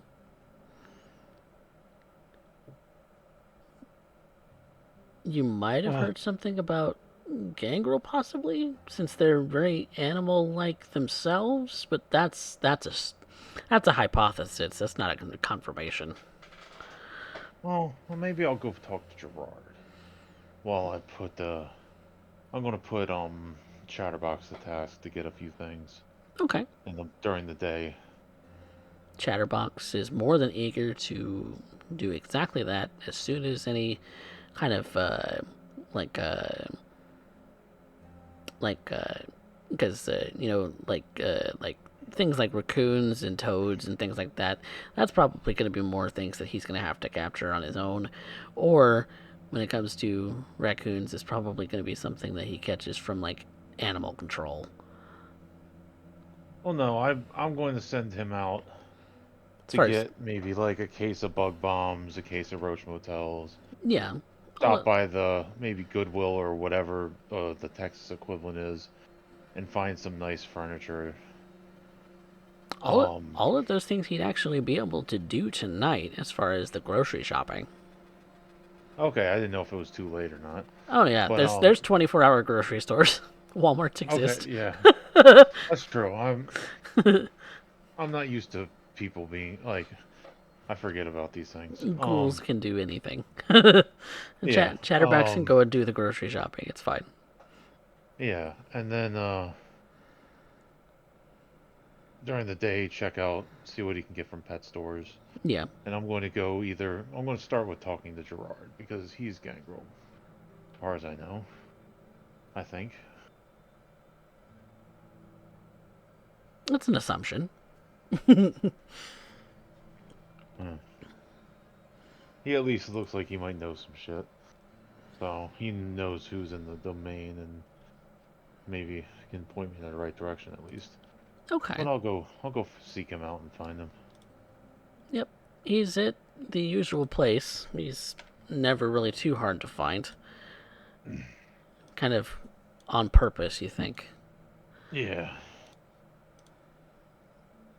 You see him at the usual bar, and he's kind of taken up his usual seat, kind of in the back of everything, kind of just observing the whole entirety of the bar. Just kind of looks like he's just sitting and kind of sipping on a beer in the corner. Yeah. I'll walk up and He's definitely wears flannels like he would be a hunter of some kind. So, maybe? I'll walk up and mind if I join you? Primogen? And no, I don't mind. Have a seat. What kind of gestures for you to sit the seat across from them in the booth? Yeah, I'll sit across from him. Thank you. What And can I I'm do going you to look for? around. We're alone, right? No one's within earshot.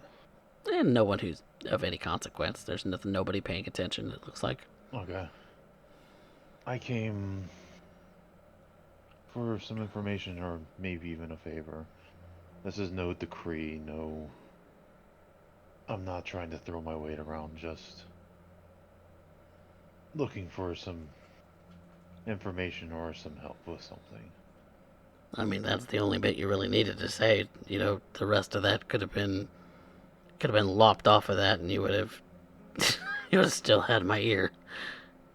I just didn't want you to think that you had to do this if you didn't want to. This is not a... That changes nothing. Oh, I'm still not used to being the whole Primogen thing and the whole power thing, and I don't like... Let's just say I don't want to I can wag my tell it dick makes you around. uneasy. So if it makes you feel any better, just don't say it. Gotcha. There you go. All right. No. So what's your problem? I need to find someone that's good with animals. Animals. What kind of animals are we Yeah. talking about? I'll go through the couple of species that are around that, like, couple of different types of moles, raccoons, armadillos, like, basically anything that wants to eat their weight in bugs a night. There's plenty of that. Yeah. You I find them figure... more on the outskirts of the city than you will in the inside. But Arlington does have a little bit of a nighttime pest problem when it comes to trash cans. Yes. But I know some of us are really good with animals and maybe even talk to them and such. I'm looking to maybe try to get help from someone like that. That can talk to animals or hunt them? Uh, I want to enlist their help, the animals. Um, okay. Okay. You did mention eat their weight in bugs, so I imagine that has something to do with it, yeah? Yeah, let's just say there's some places where some friends are living. There's constantly bug problems, and I'm trying to make things a little bit easier for them. Well, some of that can be fixed with some of the stuff you find at a grocery store, like Raid. Yeah, but I'm looking, I'm going to get that too, but For a long-term problem fixer. yeah. Because let's face it, if we get a couple of good critters that like to eat that stuff, I don't have to shell out a case of Raid a week. Save money when we can. Man, if things are that bad, might as well tear the whole place down. Start Yeah, over. Jesus. if that were an option, but Why is it not an option? let's just say it's a little personal. Okay. You're entitled to your personal things. Yeah. Okay. Another question. So you want to enlist animals by talking to them and asking them permission? Well, if they actually want to be there and eat, I don't have to worry about them running away and having to find more. Figure I mean, you just snatch them up. that's true. You don't necessarily have to talk to them at all. I mean, don't I get me was just wrong. looking. I have met a couple of people who have a really big fixation on actually talking to the things that they actually like are around a lot. Yeah. I don't know. I was just thinking that it might be the easiest way. What about spiders?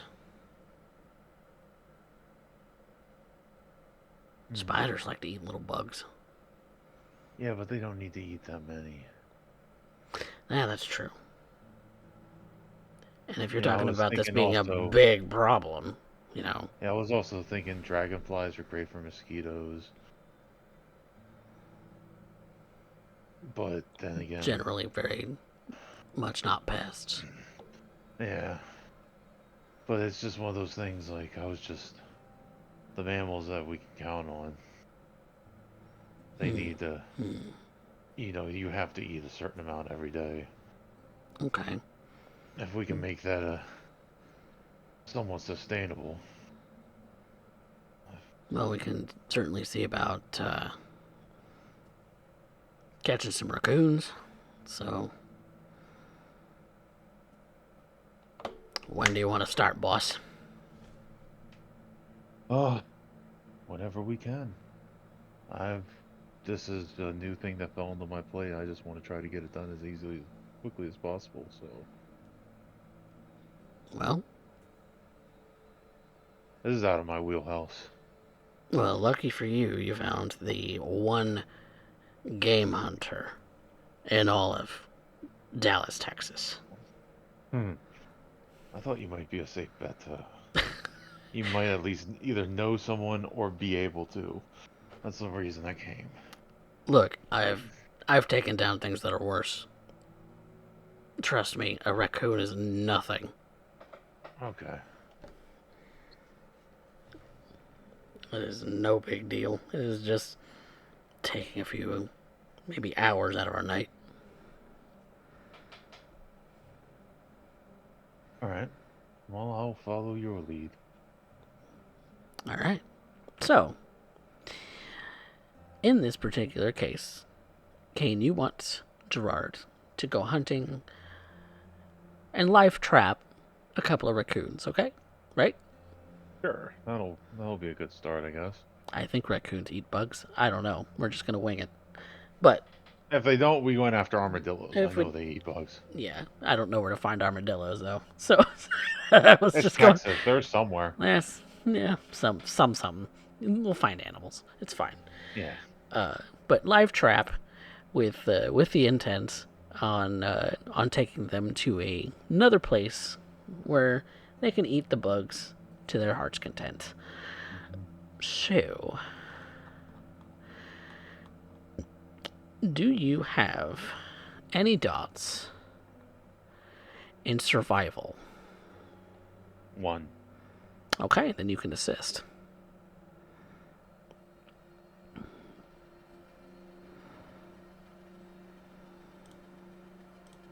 Okay.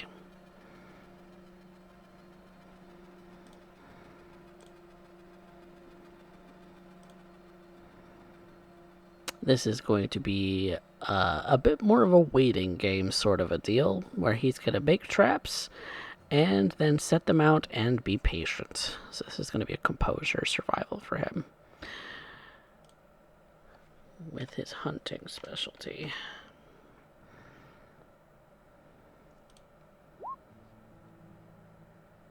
Okay. Ooh, I didn't actually add your dice in there. Yay, you give him 5 successes. So, Nice.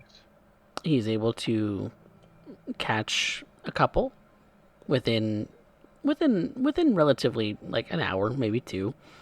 It's actually very surprising that how possibly easily he's made this look. You might even be impressed. So now what, boss? Where are we taking the critters?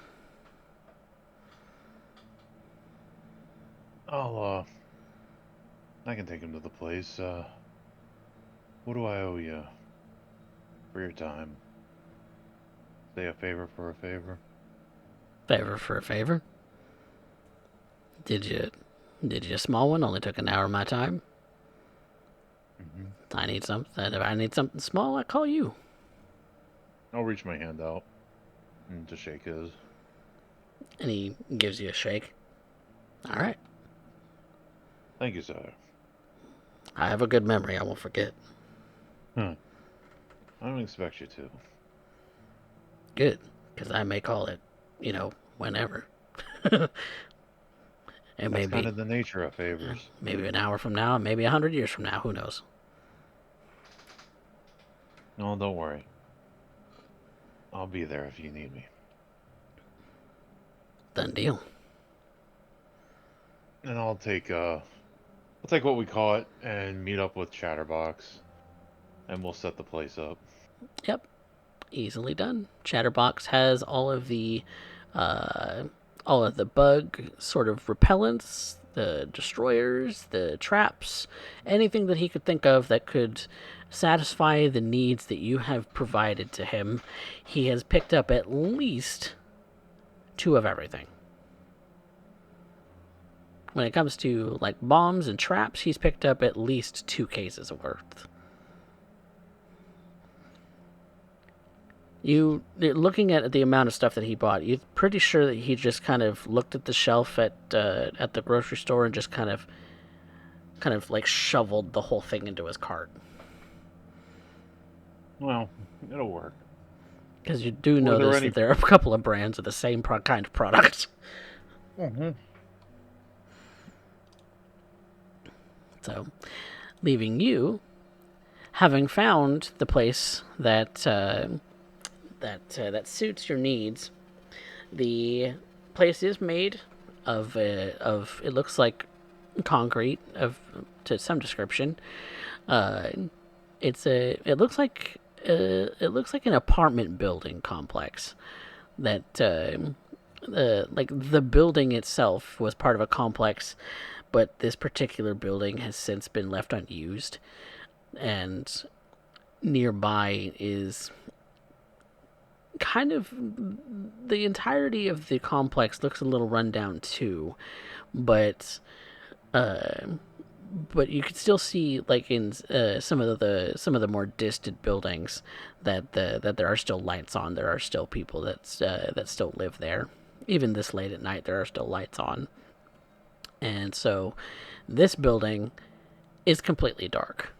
It looks like it hasn't been inhabited for the better part of maybe a couple of years, maybe 10. It's hard to say. And nearby, you do know that relatively close there is a bit of a homeless camp that resides nearby, that kind of puts up shelters underneath the nearby bridge. And so uh, and so this was probably the one abandoned set of places that you could actually find in this suburb of the city. Okay. I imagine I also, like, when he picked up everything, Mm-hmm. and, like, the furniture and everything, he probably picked up, like, maybe one or two battery-powered something light sources and stuff so the street could have Yeah. actual illumination. Yep. But, You created a whole shopping list for Chatterbox. yeah. So, what are your He would, resources? Are you resources 2? 2 or 3, I think. Because if your resources 2, that's plenty. Plenty to be able to get everything you're looking for when it I'm comes to. resources 3. Okay, more than enough. More than Yeah. enough to be able to cover this cost of just general Random goods. shit. Yeah, general Yeah. goods absolutely are completely doable. They were on the list with Chatterbox. So Okay. Then I would give Chatterbox or would I know how to get a hold of Shriek? I don't know. Shriek, does he have a phone? Does he know how to get a hold of you? He doesn't necessarily use a phone. Yeah. Probably why his Shriek tends to end up being at the shop at the very first point of the morning or evening, just because, well, when dealing with somebody who is an anathema to all electronics, a phone modern days, well, hell, does a rotary phone malfunction? We're kind of curious if it hisses and sparks when he tries to use it. Or does his finger just get stuck in the rotary dial? Or maybe he's too young to know what a rotary phone is. Who knows? Oh. Oh. I'm old. But Here's the great test. Is it the pound sign or a hashtag? we're not going to start that debate. But you would know that he occasionally goes to the shop. It's really the only reliable way that you know to get a hold of him. I'd wait at the shop till it was time to go to ground. If nothing else, I'll catch him the next day. But I'll go and look for something new to read. Okay. So you don't end up going to the place just yet? You kind of keep all of this stuff in your car? No, I would have went and set everything up, so. Oh. Okay. Well, just as you're thinking about getting in contact with Shriek, you stumble across this scene. The door to your haven? Question mark. Had been opened. And you see Kane as he's walking out of the door. Okay. Stop. Hold the presses. And easy with Gerard right now? Gerard did not come with, no. Okay. No. Hold the presses. Shriek? Are you following me home? Wait, you're telling me out of this entire city the one place I found was actually your home. Okay, What the let's fuck back kind of that. luck is that up? Let's back this up for a second. Let's back this up. What were you looking for? Honey, you better end up telling me straight. Well, just come inside and I'll show you. He walks inside. Has Kane done anything to this particular location? This is He furnished it a little bit. There's supplies. There's a couple of raccoons and stuff, and he's like, Some of the old furniture had been moved out, like you would in an abandoned place. Oh, God. Like your old couch that you sleep on, that's gone. It's been replaced with a new couch. Really nice looking one. Okay, Well, how'd you find this place?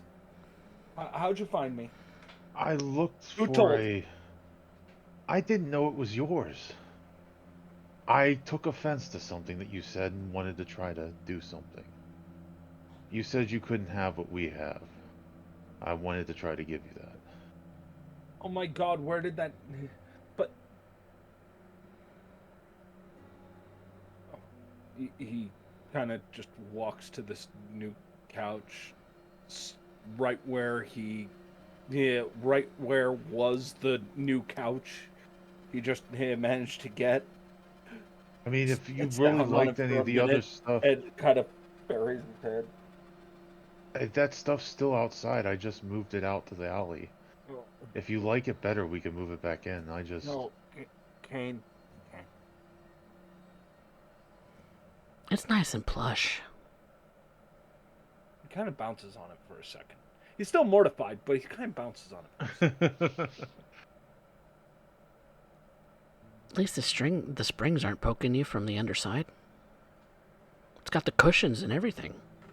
And still, nothing started eating it. It's like it's new. But it's from... New. You're probably certain from the tag looking at it that it was like a second-hand store, but that doesn't matter. It's new to you. He kind of bounces on it for a second. Still covering his face, mortified. I'm sorry that I came into your place. I didn't know it was yours. Shh.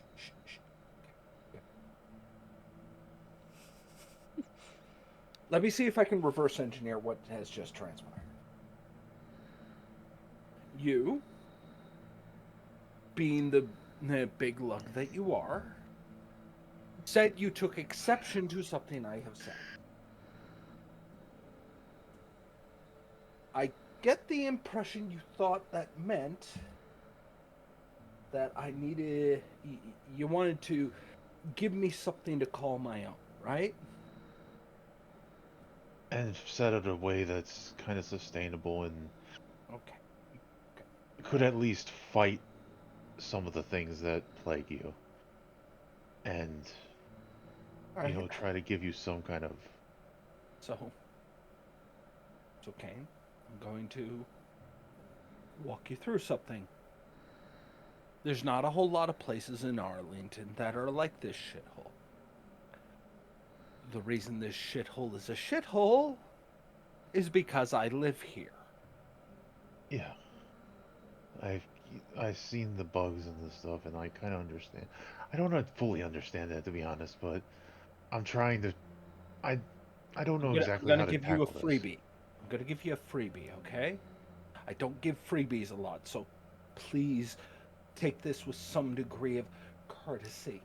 Please, okay? Okay. I need a minute. I just need a minute.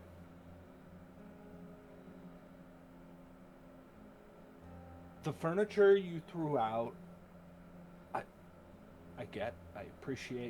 actually appreciate not having to lug that thing because you think they get lighter when they get eaten? No, they get heavier because everything nests in them.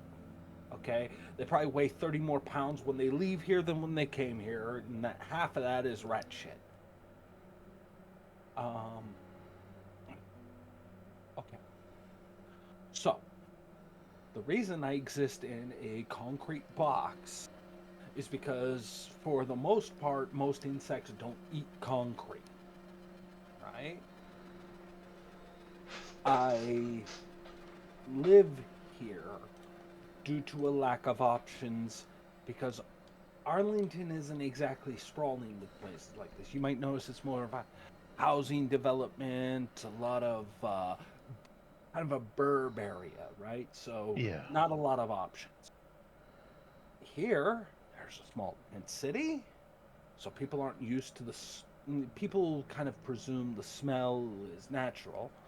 There's a concrete chunk that I can hide myself in, and this particular building is infested with squatters. So, at the very least, so long as I keep things locked up, there isn't anything worth stealing. Usually, people don't stick around because of the smell. And the closest thing I get to relief is to go to random locations and use their shower when somebody's not home. So this way I can end up feeling all minty clean because I gotta sleep in this. The reason it's very easy to find where I may be making haven is because the options are significantly limited unless I want to live inside of storage locker, but we all know who owns the storage lockers. True. I guess that kind of makes sense. I It's a, it's it's okay. And what the hell is making that noise? He turns.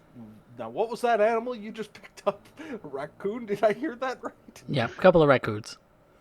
eh. Why are there trash pandas? They like to eat things. I figure if they could keep at least a modicum of some of the creepy crawlies, you might get a better night's sleep, and it might help. They probably eat their body weight a night anyway, so it was a thought to try to make this place stay as nice as it can for as long as it can. Try to help, at least. I don't know. I'm trying. I'm just trying to help.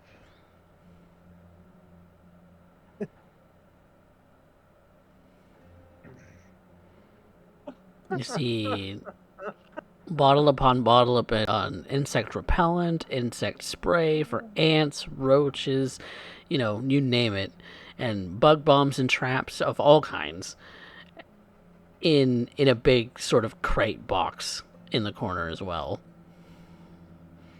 And that the place looks relatively clean for what it's worth. That a lot of the smelly bits that had been piling up since you hadn't, since you had shoveled last, most of that's been shoveled out.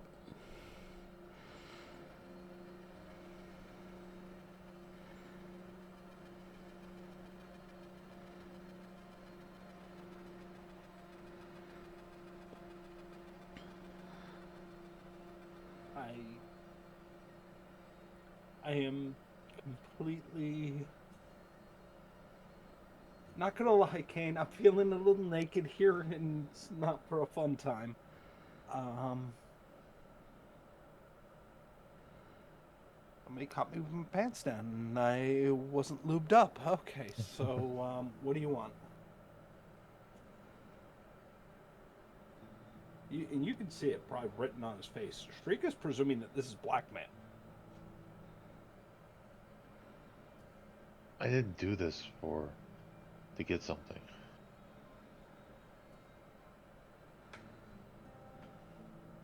If you want to give me something, say thank you.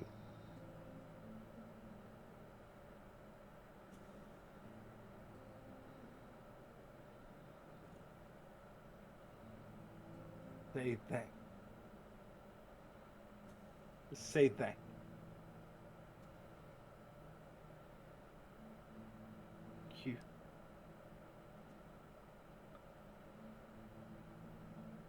You. He just keeps like he's mouthing the words like he's trying to practice how those words are placed together.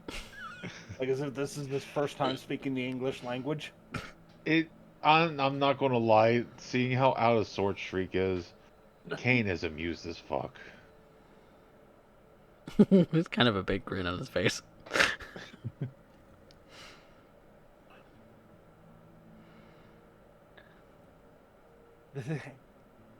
Look, I know it's probably hard. But, like I said, I didn't do this to get something out of you.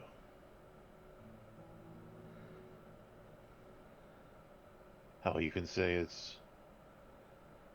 in your mind, this was my own personal ego and whatever other bullshit's driving me to do this and that, and call it whatever you want, but I just wanted to do this.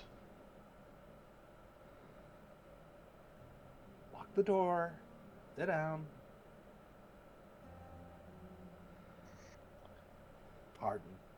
Primogen, will you not please enter my my abode under your own free will and at your earliest convenience, and enjoy a moment of hospitality here within my domicile? Yes, I can stay. And I'll go over and I'll shut the door and I'll lock it. And then I'll go. I probably got him like an armchair, a couch, and a bed. Yep. Yeah. All of which are nice looking. Nice looking. But you could Sturdy fabrics. You can already see things trying to crawl their ways into the wall through the small hairline cracks in the walls, because this is what Shriek lives in. Mm-hmm. Yeah. I'll walk over and I will like. Now I wanted to get someone to actually talk to these guys and enlist them, but I couldn't find that, so I just found someone to help me trap them. But Oh, I see what's going on here. All right, well, and Shriek will activate animalism here. Feral whispers. Rouse check passed. Hey, Yes. Don't get hungrier. Exactly. Very nice. The ability to speak and to understand animals is as granted to you by the other Nosferatu, passed down through your lineage. That ability activates. And Kane, you might recall that Shriek just talks to them like you would talk to them. They just seem to be able to understand what he's saying, or at least he seems to end up being able to make two-way conversation. And he looks at these two. Okay. He checks under. He just looks under, like trying to identify the animals. Ladies,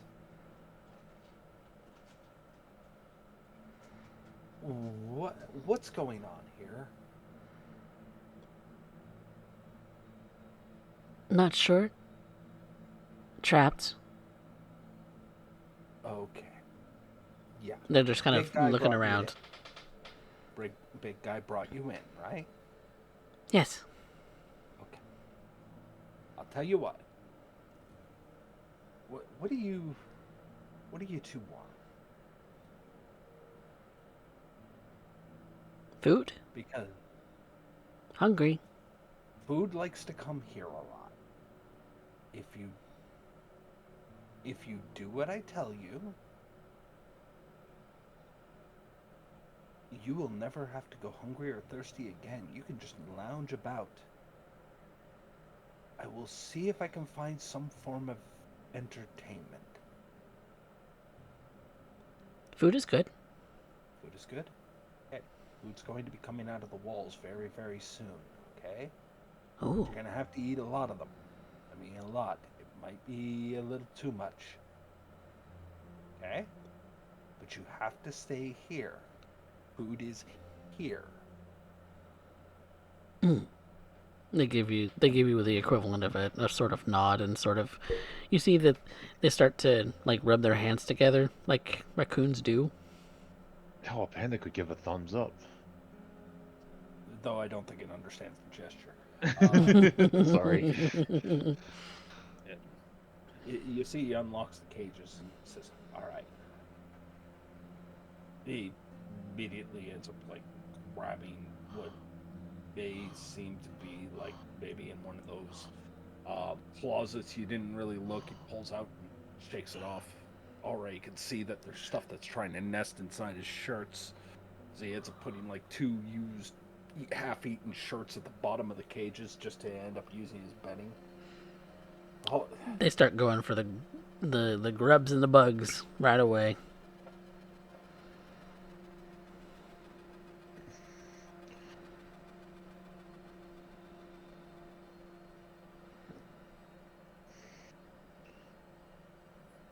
came there. That You're welcome. I appreciate you not making me say it. Sometimes you don't need to say something.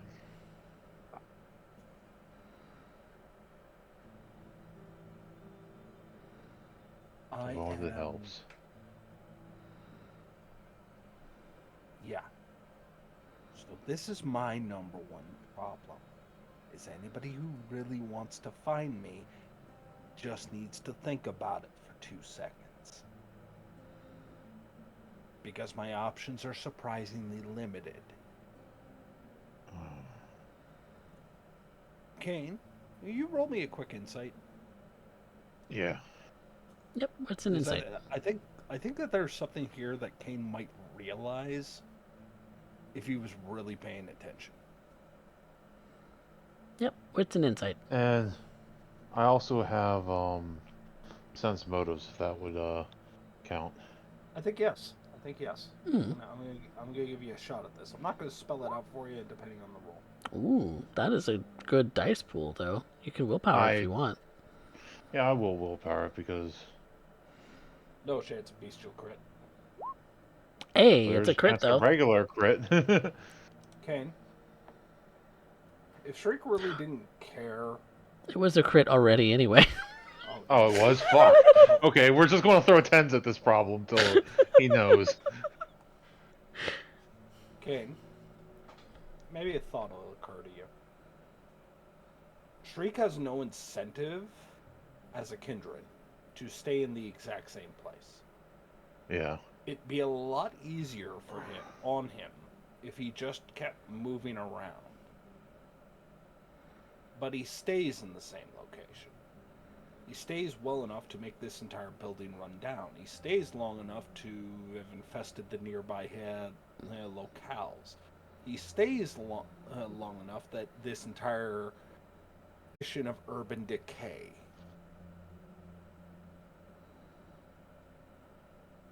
Has it ever occurred to you that he doesn't move around or stay in one place because he's more scared of hurting somebody else or dragging somebody else into that same hell that he exists in?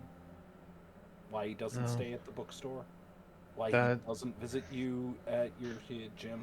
I've picked up on that. Oh. Looking at this, we could improve your security a little bit. If you want, I know some people. The fewer people know, the better. Oh no, I was going to get the things and I can install doors and locks myself. I wouldn't put your information out there. You know about locksmith. Yeah, it's not that hard to put locks in doors and stuff. Even if I have to get the chisels and stuff out to make them fit proper. We didn't exactly have money to hire a carpenter when I was younger. You kind of learn to do everything yourself.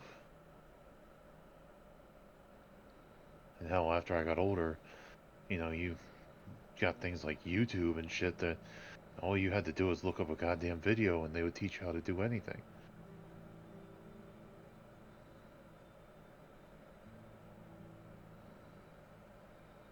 God, I hate YouTube. No. There is a whole We love you, YouTube. There is a whole other thing. Gonna have to be careful with the raid, though.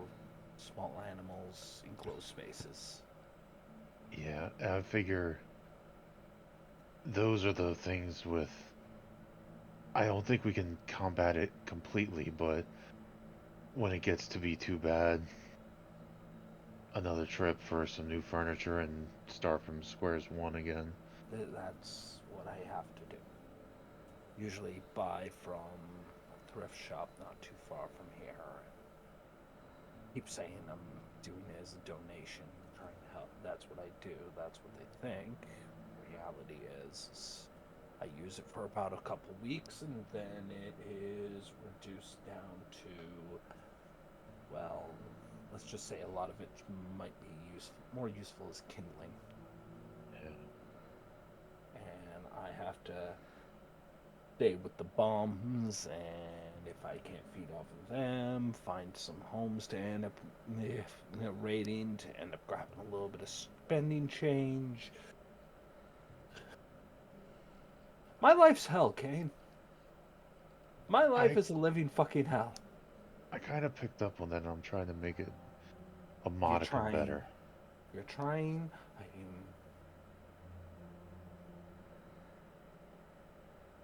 grateful.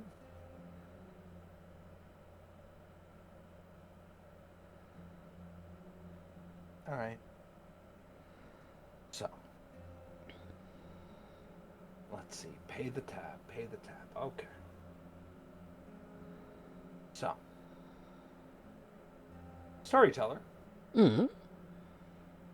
I would like to make a intelligence politics based off of what I know Kane is currently getting involved in.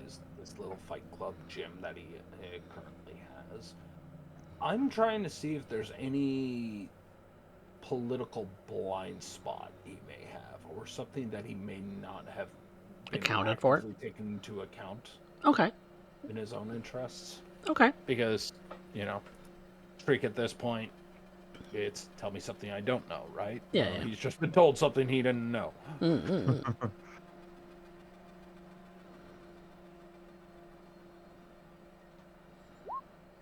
And yes, I will use a willpower. Okay. For that. That is a 5. Not too bad. Not too bad. So something that would be seen as a little bit of a blind spot in Kane's goings on from what you might know. Conflicts in domain, or other kindred that may take an interest that might not know, or anything that you think might be interesting, then throw it at him. What kind of bullshit do you want to throw at me?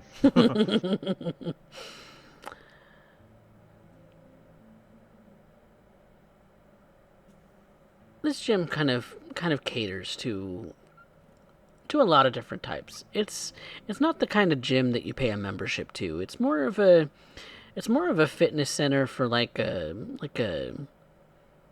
free community center for people to go to, like for like after school programs for like kids or things like that and things. There's that portion of it. There's also those who are serious about their craft and are actually working out to better improve their build and things like that. The blind spots that Kane might not be aware of isn't in necessarily the gym itself, it's more in the fight club. The club consists of kindred. And we all know that kindred tend to get a little rowdy when they're getting seriously injured. And so that isn't to say that some of those thin bloods that he's been so fondly talking about haven't. Some of them have been roughed up a little too hard by some of the other kindred in some cases in the past before. And a rumor that you may have heard in your wandering around is that Fernando likes to rough up the Thin Bloods a little bit too hard. That maybe that's something to watch out for, or maybe those Thin Bloods are gonna at some point blame Kane for the sort of things that he's allowing at the club. Things that Kane may not be aware of that go on at the club when he's not there.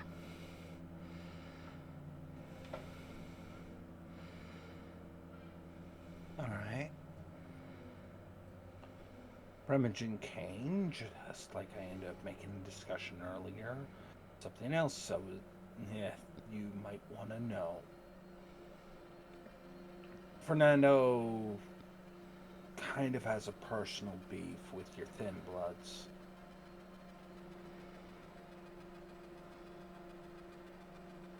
They're getting a little bit too handsy in that regard, not in the fun way, Ooh, what was that? No, it's more like this might end up causing somebody to end up being laid out for a couple of weeks. They might not want to say anything. Maybe it has something to do with Fernando being full-blooded. Maybe it just has to do with their not sure on which side you're really on. Fernando's got a lot of frustrations to work out. It's a lot easier when you have something that doesn't punch back. Not like he can anyway. Him being one of the heavies that ended up going out to Austin, coming back with his tail between his legs. San Antonio. Or pardon, San Antonio. Kind of end up making a bit of a problem. Maybe he's just feeling like that stink of failure is just following him. Gotta put it out somewhere. And it looks like your Thin Bloods are very much on the receiving end of that. Thank you for that. That's something I'm going to deal with. Might want to be careful on how you deal with it, though. Fernando's still got a coterie. Whether they're stomping together or not, they're all carrying the same problem. The same thing on them.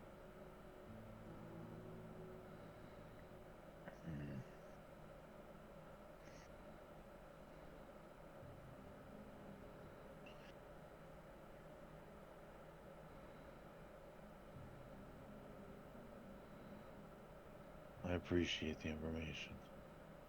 What goes on behind our backs is just as important. Yes. And you're going to find a lot of people do that behind our back.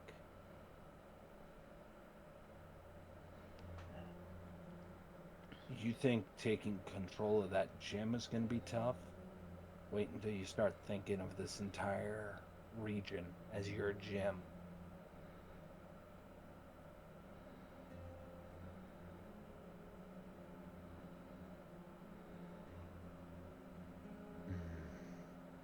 I'm on the inside track. That's how I stay ahead. You're with me right now, so I'll give you the inside track as long as it's necessary.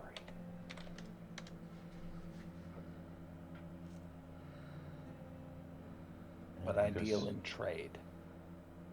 So make sure that if you hear something or something's going down, I know about it. I'm going to give you the information I can. Good. Like I said, we both have our skill sets.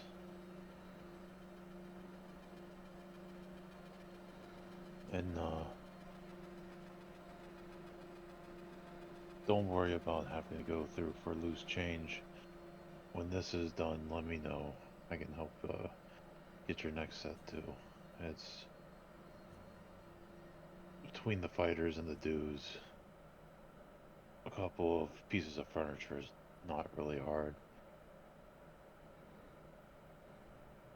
If you need anything, don't hesitate. If you're not that hard up.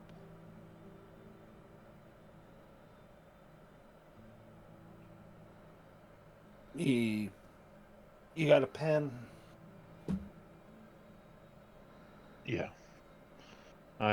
Kane, since he can't use phones or anything anymore, he would carry a pad of paper and a pen or a pencil. Made educated guess. He Yeah. takes it, writes down an amount, an address, and on behalf of, and he writes down a name that you probably wouldn't know. There you go.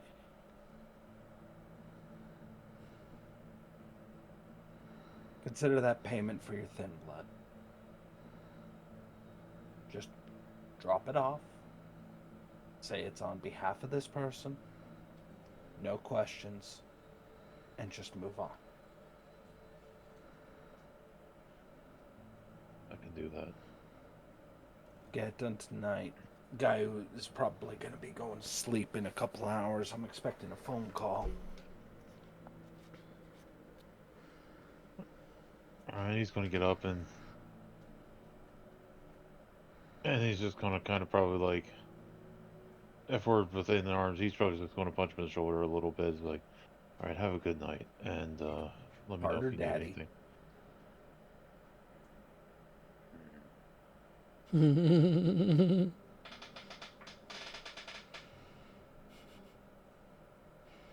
Yeah, we're not gonna touch that. I don't know how it would work between two of us. And Buddy. he's just gonna walk out. Well, with that Because being Kane said, does not know the logistics of sexy times between vampires yet. It's whatever hole you want or whatever hole you make. with that being said, I think we're gonna call that the end of the session for tonight. We'll pick up next time. Derek, just PM me the notes on what that note says, and we'll follow through on it tomorrow on next time. But yeah. Thank you guys so much for playing, and to Spectre for playing for the brief time that they did earlier today. They did have to dip out and go to bed because they have an early morning tomorrow. But we love Spectre, we love Anna, and I'm glad that they were able to get at least a little bit of Anna's stuff moved in a little bit. So you don't want to move the night too far forward, so that our other vampires can enjoy some of this night next time. But we had some lovely roleplay from Derek and from Fat Guy for the portrayals of Shriek and Kane. Love it. Love to see it. And Zulu's picking up on all the callbacks. So thank you, Zulu, for being a super fan. Yes, a really good session. Yes, thank you, guys. Thank you guys so much for watching. I'm glad you had fun. Yes, absolutely. I'm just hoping that I put up good enough. Or at least kept up with Derek enough. Kane, I should say. you did good. You did good. Good. Yep. So, I don't think there's any stains to issue. So, what I'm going to do is we're going to jump on to, you can recover some willpower if you did any of your desire today. I did. Ooh, recover that willpower. Hell yeah. I will also like to rouse for healing. Healing a wound. Okay. I'm not going to push it any further. I still have one superficial, but that keeps me at 3 hunger. We're going to end up going hunting for unless during Big the same T night. gives me a call. Yeah. All right. I've tracked and watched all the previous chronicles. See? Zulu's a super fan. We love it. We love to see it. Yes, if you haven't, you should be watching us on YouTube as well, because we also post all of the VODs. I'm sometimes behind on posting what VODs are actually current, but they're all up to date right now, so you're lucky. But Well, sometimes it's you forget to post them. yeah, Most of the time, it's you forget to put them live. I that's more appropriate because I set it up to upload to the YouTube channel directly after the stream, and then forget to actually publish them on YouTube. So YouTube, I love you very much, even if Shriek hates YouTube. But yeah, we've had a good time tonight. So let's move on to some experience now that we've got willpower out of the way. So we do things very much like Derek does in his Sunday games with San Jose, in that whoever showed up at the table does get their one experience. So Anna's going to get her one too, and Anna is also, we can also put Anna on the block for some of the things that she did for the role play that she did earlier. But that's if there are other experience points that y'all want to add to that, then I will notate it uh, on Spectre's sheet for them. So that being said, who moved our plot the furthest out of the two of you, or Kane. Anna? I kind of was moving some personal shit and trying to make moves. So You did. I don't. I'm not going to argue with that. I'll give it Kane. Yeah. All right, Kane it is. Unanimous. All right. You're going to have to be our tiebreaker because there's only two of us. Hey, No. I am a beneficent god. So, Hmm. who had the Maleficent. best scene out of the three of you who Anna. appeared tonight? Oh, there's a vote for Anna. I have Yeah, that was good. I will say that.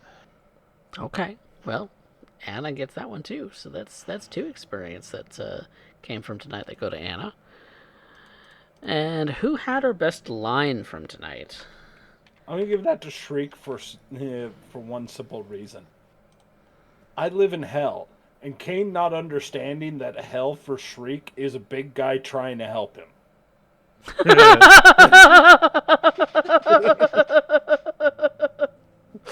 I kind of wanted to throw my hat in the ring for the whole line of the when Shriek was thinking like, I heard all the things that you had and I wasn't resentful. I was just actually happy that you had it for once. That was a good one. So are we It was a good doing one. the 50-50 thing where we toss a coin, see what happens? Toss a coin, you're a Witcher. I will forego and give Kane the hit experience. Are you Okay. sure? I Because you will. had a shitload of good lines. Yeah, but Shriek's also a loudmouth, a motor mouth, and one hell of a talker. Yeah, it's not uncommon for him to have a lot of things coming out of his mouth. Or going in. Or going down. Well, we still got the audience XP that's going to be finishing up here pretty soon, but in that case, we're going to concede that to Kane. Kane, you are getting a best line of experience. You're welcome. Nice. So, you guys enjoy the session? Oh, yeah. Even though it was mostly just the two of you? Well, it was one of those things of it was good. It was a good development for the two of them, I think. I think so. Yeah, I think so too. That we got a little bit of a get a little of a peek at some vagaries about Shriek's backstory to kind of give you an idea as the audience and as Kane as to why it is that he thinks the way he does. And Kane, being the big lug, is like, "Huh, but just Why aren't you find something to be happy? I'm just trying to be good, bro." Yeah. If I had to say anything about Kane, he's a little bit of a himbo. Yeah. I love him though. I think he's great. I think He's like trying to be better. He is really not, but he is trying. I He's holding on to every shred of him.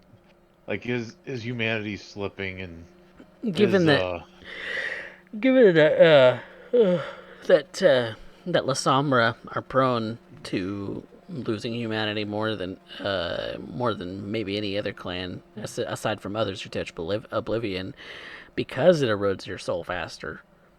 You know, yeah, La Sombra like, tend to be a little bit more on edge when it comes to that. When it comes to the lower humanity, they tend to be a little bit more, beastie. yeah, because if I lose any more humanity, I'm gonna have to shift the way I play them, I think. Yeah, that's always a concern. Yep. And Shriek, you win the audience favorite with Rose. Yay! Rosewolf contributed 4,000 channel points towards that. So Rosewolf, thank you so Yeah. much for contributing so many Nice. points. Thank you. I really should find more ways for the audience to spend points, because predictions are great for doing the channel point gamba, but I don't have any other ways for you guys to spend your points, because predictions don't exactly work in a tabletop RPG. So it's not something that is easily usable. So we'll have to find some other ways to spend your points. Maybe a expensive one for like a curveball or something to throw into a scene, or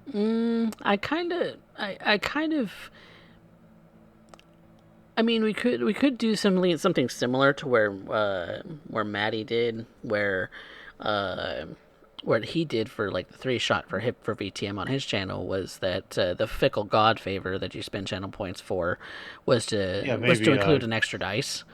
yeah, that's what I was thinking. I was about to say, like, I was thinking like involving like the blood surge, like, a decent chunk of points to give them a free blood surge on the next check they have to make or something, or I will kind of do it as a single bonus dice if I'm going to do something yeah, like that's that. yeah, that makes more sense. That's I was just saying what I was in my head, what I was about to say though. And for D and But that D, it would be like a +1.